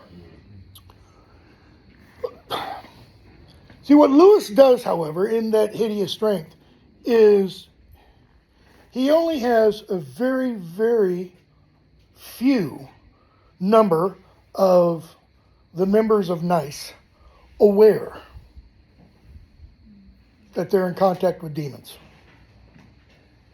It's like only the very top echelon. Everybody else, they're totally clueless. They think they're doing this thing that's going to advance humanity. But they're not aware. Yes? Talk about the discarded image and how there might be a connection here. Huge connection. Lewis uses the discarded image was a series of lectures that Lewis originally wrote up to prepare for students to help them understand the ideology of the Middle Ages. Okay, it wasn't published until after his death, and it's all about what is called the medieval model, how to understand the world according to an ordinary person in the Middle Ages. Okay, and he talks about the farmer, for example, or the plowman, kind of a thing.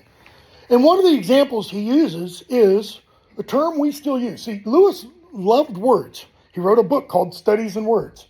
And it's about, if I remember right, about a dozen different words. And he looks at them over history. Okay? Well, one of the images he uses is, sunrise and sunset. Now, notice that terminology. Scientifically, it is totally wrong. Sun doesn't rise and the sun doesn't set. But to our perception, that's what it looks like. And that's his point.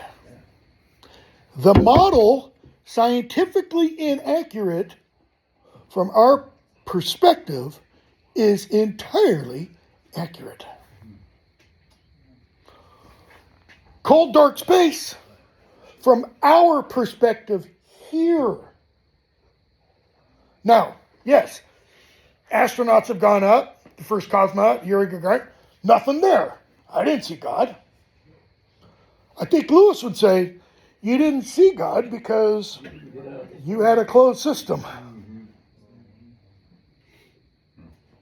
But if you have an open system, if your mind is open, if your eyes are open, you would. Which is why, go back to Schaeffer for a second. Schaeffer said at one point, Christians have more in common with the voodoo practitioner than they do with an atheist scientist. Why? Because the voodoo practitioner acknowledges there's something there.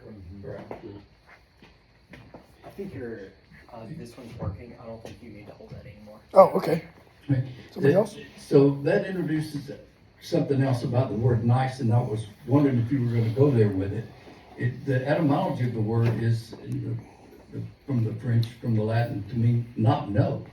So when something is nice, it means that you don't know, and I wondered if that tied into the nice. Knowing Lewis, it probably did. But when I refer to nice, I'm using the acronym that he uses for the National Institute of Coordinated Experiments. That's an acronym that he's come up with. Okay? We could probably come up with other real world acronyms that kind of apply there. Yes, Mark. Jonathan Peugeot says the world is mostly flat because we perceive it. Let me repeat. Jonathan Peugeot, Symbolic World, I'm sure you know him. He says they make fun of people who say the world is flat. He said, the world is mostly flat because how we deal with it is. From our perspective, it entirely is. Tolkien, in his story of the Silmarillion, in his drafts, Tolkien attempted to account for quote-unquote scientific truth as he wrote and revised the story that became the Silmarillion. Because when he originally created that cosmology, the world was flat. Arda, Middle Earth, okay, that Middle Earth is part of, was a flat plane. It becomes bent only after the gods come in to defeat the evil of Melkor, who is the stand-in for Satan within Tolkien's cosmology. And the world becomes made round at that point so that there is no longer a straight road from here to Valinor, the land of the gods, which is why no one from here anymore can get over. So if there are any elves around, they can't go to the Grey Havens, and they've got to ask for, so to speak, divine aid. Okay, so yeah, it's an interesting point. Perspective shapes everything. I mean, when you really think about it, the Sapir-Whorf hypothesis, it's a linguistic idea. Benjamin Lee Whorf and Edward Sapir. Benjamin Lee Whorf was actually an insurance salesman who dabbled in linguistics on the side. He becomes co-founder of one of these major hypotheses. The Sapir-Whorf hypothesis in linguistics is essentially that our words and the words we have to describe reality define reality. Lewis says, I can't remember which book it's in. Lewis said you can't know what something is until you have a word for it. Think about that for a minute. And I used to use an example. I don't have anything I could use. I would come into class. I had a little manual cassette tape winder. Got from DAK, was an old place you could get tapes from back in the 70s and 80s. So you put it in, spin this thing, and it would spin the spool so all the tape would end up on one side. And I'd bring it into class and I'd hold it up. And I'd say, tell me what this is. And they'd be totally clueless. Now I go in and I say, describe this. Don't tell me what it is, describe it. And usually there's not an image on it like that, or if there is, it's a sunset or sunrise that I have as a screensaver. And so my students will look at that while I'm looking at that. And they'll describe it, and I won't see what they see, and so I'll start calling them all kinds of names. What are you, idiots, morons? Are you blind? What do you mean it's... And then I do this. And they're like, oh, perspective is important. And I do that solely for the purpose of trying to get them to see, because all of education today has to be one thing more than anything else: relevant, rather than true, or rather than illuminating or enlightening, or something. It's got to have something to do with their lives. Okay? Other questions?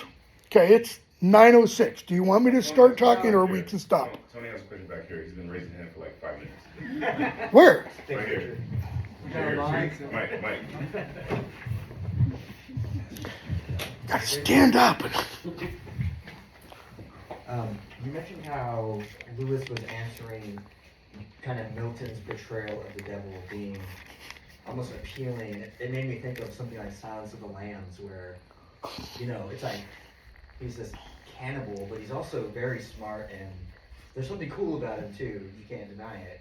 And I have a guess, but I'm guessing the unmanned and the way he just makes your stomach turn is sort of his answer, but I wanted to ask you, is that right?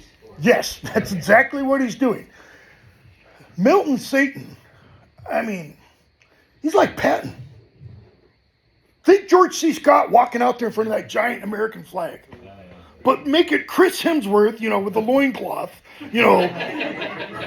better to rule in hell than serve in heaven. It's Satan's speech when God allows him off the lake of fire. You'd have to have a heart of stone to not be moved by it, which is why a 18th, 19th century poet and literary critic himself, William Blake, said Milton was secretly of the devil's party. That is, even though Milton was this great Protestant, may have been actually a heretic, he pardon? Not gonna get him there. No, I mean real heretic. Here we go. Most Protestants believe in the divinity of Christ. Let me put it that way.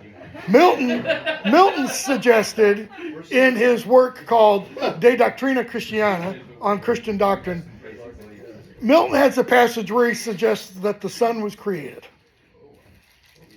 So, straight from Arius to Milton. In Paradise Lost, and this is what bothered Lewis, which is written at the opening of the poem, to justify the ways of God to man. Okay, what's the problem with that formulation? As Hans Ruckmacher, friend of Francis Schaeffer, said about art, God needs no justification. Okay, anyways, so Satan's been expelled. The fall has happened. He's down there on the lake of fire. And it's like that scene in Young Frankenstein when Gene Wilder's got stuck, between the bookcase and the wall. And he's like, put the candle back. Well, Satan's down there on the lake of fire, chained. He can't get up. And he's like, oh, if only I could get up. I could rouse my troops. And God's up there, and we were like, the poet goes, essentially, not literally, meanwhile, back in heaven, and we have God on his throne. And he looks down at Satan, and he grins. And Satan gets up. Why? Because God allowed him. God is totally in control. Which most Christians would say, yeah, true, omnipotent, that's what it means. But he allows Satan to get up, and Satan, starts to get up, and then God, smiles again, he gets all the way up, and he starts rousing his troops. And every time Satan says, like in Job, if only, and God's like, go ahead, take your best shot, okay? And in that sense, Lewis argues, God is too present. we see him too much. God needs to be removed. Yeah. Perelandra. Where's God? He is there. It gets called the presence or the voice. And I'm convinced that in Perelandra, when the character of Ransom meets the green lady, the Eve figure, and they start to talk, and she says, Maladil is putting it in my mind. I'm convinced that Lewis's portrayal of her is based upon his reading in 1931 or 1932. Some of you may be familiar with this writer, of Brother Lawrence. 16th century, I can't remember, not a Franciscan, Carthusian, something like that, monk, who wrote a little book called The Practice of the Presence of God. And it's all about living every moment in the presence, or acting as though one was in the presence every moment. The difference between that and Tinadrill, her name, in Perelandra, is she is. She lives in that unmediated experience of the immediate presence of God every moment. Even when she's debating with the unman. But at that point, he's no longer speaking to her. Why? Because it wouldn't be a temptation if he says, don't. She has to do literally what the unman wants her to do, but she has to do it in a different way than he wants her to do. He wants her to disobey God. Why? To prove that she's really following God. That is, everything he says has an element of truth to it. Why? Because twisted truth is much more effective at tricking people than out and out blatant lies. Okay? Ransom is totally unaware of that. Why? Because he's fallen. That connection has been broken. He doesn't have that immediate voice in his mind. It comes to him. It comes to him as the novel progresses. And again, I'm convinced, or this isn't again a new thing, I'm convinced that the three novels, in a sense, again, I've only started thinking about this a little bit. I'm convinced the three novels are about Ransom's way on the mystical path, or on the mystic's path. What do I mean by that? In the Orthodox Church, it's the idea of, make sure I get these right, purification, illumination, deification, or union. The first book, Out of the Silent Planet, it's the purification. Why or how? His mind gets cleaned of the crud. What's the crud? The scientific mentality. The earth, the space is cold and void. That changes. Okay? The second book, Illumination, where he comes to experience the presence of God, moment by moment. And he sees what we were supposed to become. Because at the end of Perelandra, what do we see? Ransom comes, he kills Weston. Sorry to give that away for those of you who haven't read it. He kills the unman. A lot of people say, oh, that's a problem. Why doesn't he defeat him with argument? Did Jesus defeat Satan with argument? No, he defeated him how? With his body. He defeated him with his body on the cross. Ransom defeats the unman with his body. He literally crushes his head, and he gets a wounded heel that never heals. Okay? But at the end, after all that, he comes out and he sees Tinadrill, the green woman, and her husband, who he's only heard about before, and he now sees them as what? Or he sees her as what? A goddess. Have any of you read The Weight of Glory? A sermon Lewis delivered, 1944, I think, at St. Mary's Church in Oxford, to a packed house, where the crucial point is when he says, at the time of our redemption, not here, not I be welcome Jesus, but the redemption, the resurrection, you will come to see you have seen no mere mortals. You have lived among gods and goddesses. That before, had you seen them as they are, you would bow down in worship, or you would recoil in horror. Why? Because they're no longer gods and goddesses. Talking about us. They've become examples of the miserific vision as opposed to the beatific vision. Well, at the end of Perelandra, he has not Dante's beatific vision, but it's close. He has the beatific vision. He sees them as they were meant to be. And when he sees them as they were meant to be, what that means is we were meant to be. As Adam and Eve were meant to be. So why didn't they become what they were meant to be? Because they listened to the wrong voice. They listened to the wrong story. The storyteller said, you won't die.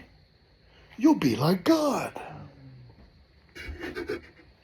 They wanted to be like God. Meaning what? All knowledgeable, all power? No. Self-existing?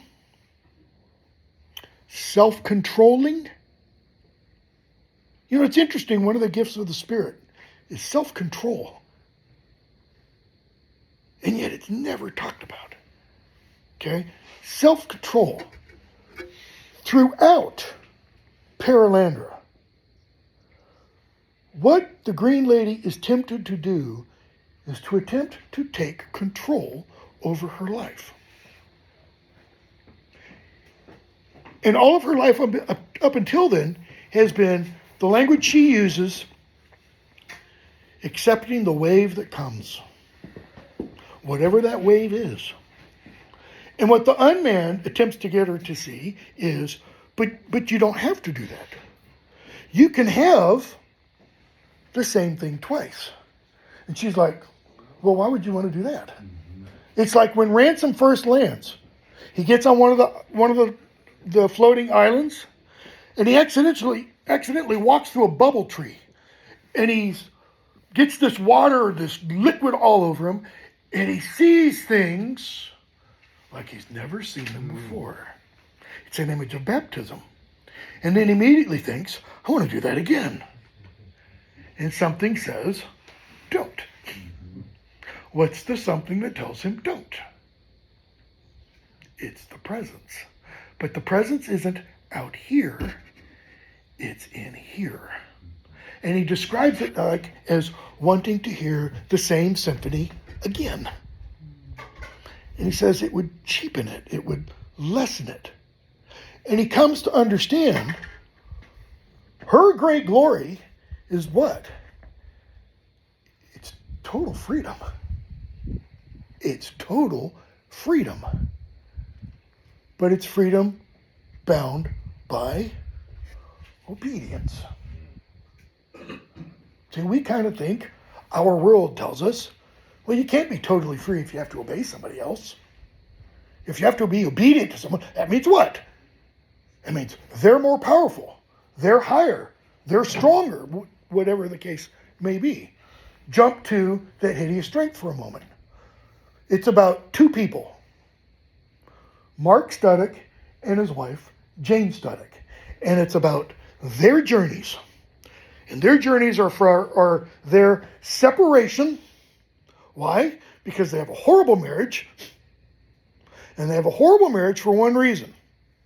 Anybody know what it is? They're each in it for themselves. And throughout the novel, we see them start here, and they go off on these journeys, and they arrive here. But when they arrive here, they're different people because of their experiences. Because of Mark's experiences with NICE, the National Institute of Coordinated Experiments, and everything that happens there, and Jane's experience with the folks at St. Anne's on the Hill, where she meets Ransom, who's no longer called Ransom. He's now the Pendragon. Arthurian myth. But what they both learn through their journeys is two things. Well, ultimately, actually, it's one thing. Denial of self.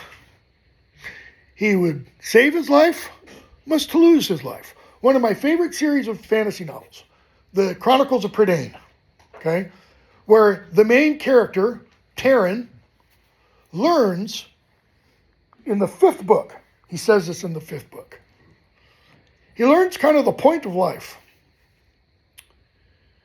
is to always do more for others than for yourself. That's what defines a hero. And what he does on the basis of that, he is offered, literally, a place in the summer lands, the undying lands, what would be called Avalon in kind of medieval literature. He's offered a place there, and he doesn't take it. Why? Because the world, the battles, the events he's gone through in the course of 5 books, the world has been left scarred with people dead, people he loved dead, who didn't get to do things they planned on doing. And he says, I can't leave it like this. He's going to take up their tasks. He's going to do what they couldn't do. Why? Because he knows to be a hero, it's not about me. Another film reference in the Doctor Strange Marvel film. You have a character tell Doctor Strange at one point, just before she dies, it's not about you, Stephen. Because he thinks everything's about him. It's what? It's always about the other. What Jane and Mark both learn. 2 things. I have it here somewhere. I want to make sure I use the right wording. Mark and Jane must be stripped, as was Eustace in Voyage of the Dawn Treader. Must be stripped of pomposity, of self-determination, and of ideology. That is, what they thought before. And they must put on humility and obedience. Both must learn to put the other before themselves. And that's why they arrive at the end, just one second, at the cottage for one reason. At the very end, that Venus has prepared. Venus, Aphrodite, the goddess of love, for them to make love, for them to come together like they have never come together before. Why? Because it's a total act of self-giving, self-dying to the other. Question? Which just made me think of the red lizard on the shoulder in the Great Divorce, and the need to slay, Yeah. and the need to slay that impulse to be like God, and that he was going to be extremely painful, but it was going to be, it was ultimately what he needed. And this sort of impulse in man to be as God is the perennial problem since the garden. Exactly, yeah. Something that came to mind really quickly was in Ezekiel chapter 28, where God is pronouncing a judgment upon Tyre, and he says this: by your great wisdom and your trade you have increased your wealth, and your heart has become proud in your wealth. Therefore, thus says the Lord, because you make your heart like the heart of a god, Therefore, behold, I will bring foreigners upon you, the most ruthless of the nations, and they shall draw their swords against the beauty of your wisdom, and defile your splendor. They shall thrust you down into the pit, and you shall die the death of the slain in the heart of the seas.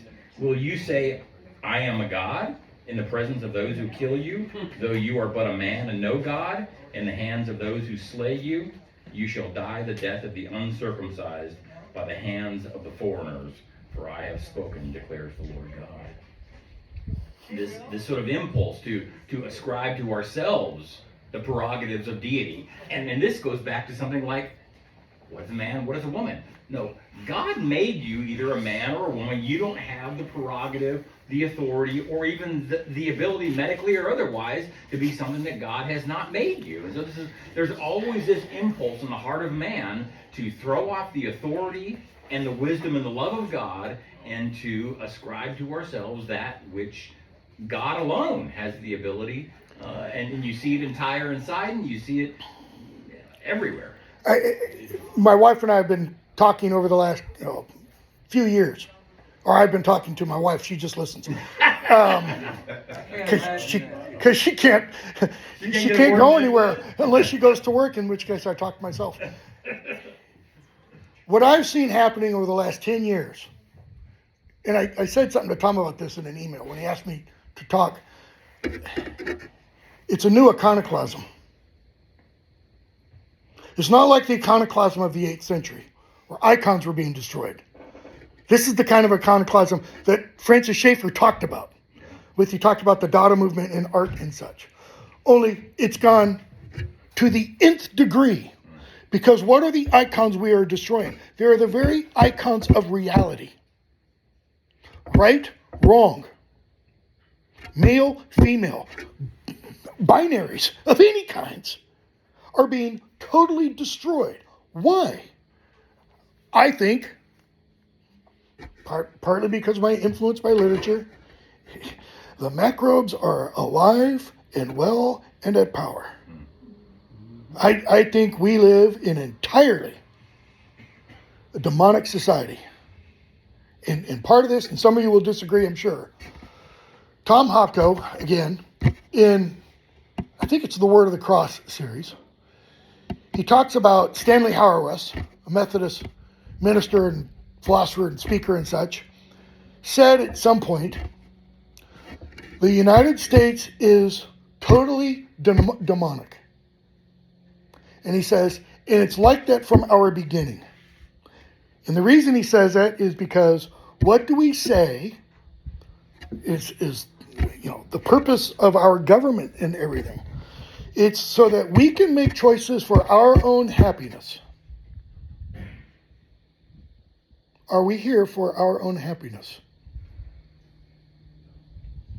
No. And God doesn't give us a choice. God didn't give Adam a choice. God didn't say, choose this or this. He said, do this. That's not a choice. Do. It's not do or don't do. It's do. If you don't do, he said, this is what will happen.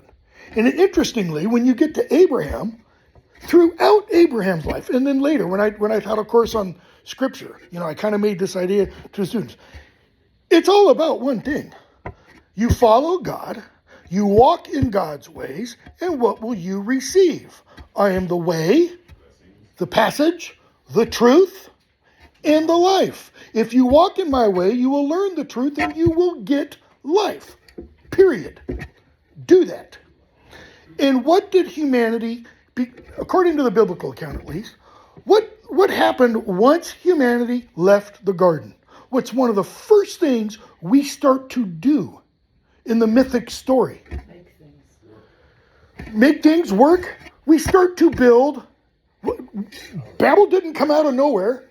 Cities, towns. For what purpose? So we no longer wander. So we no longer follow God.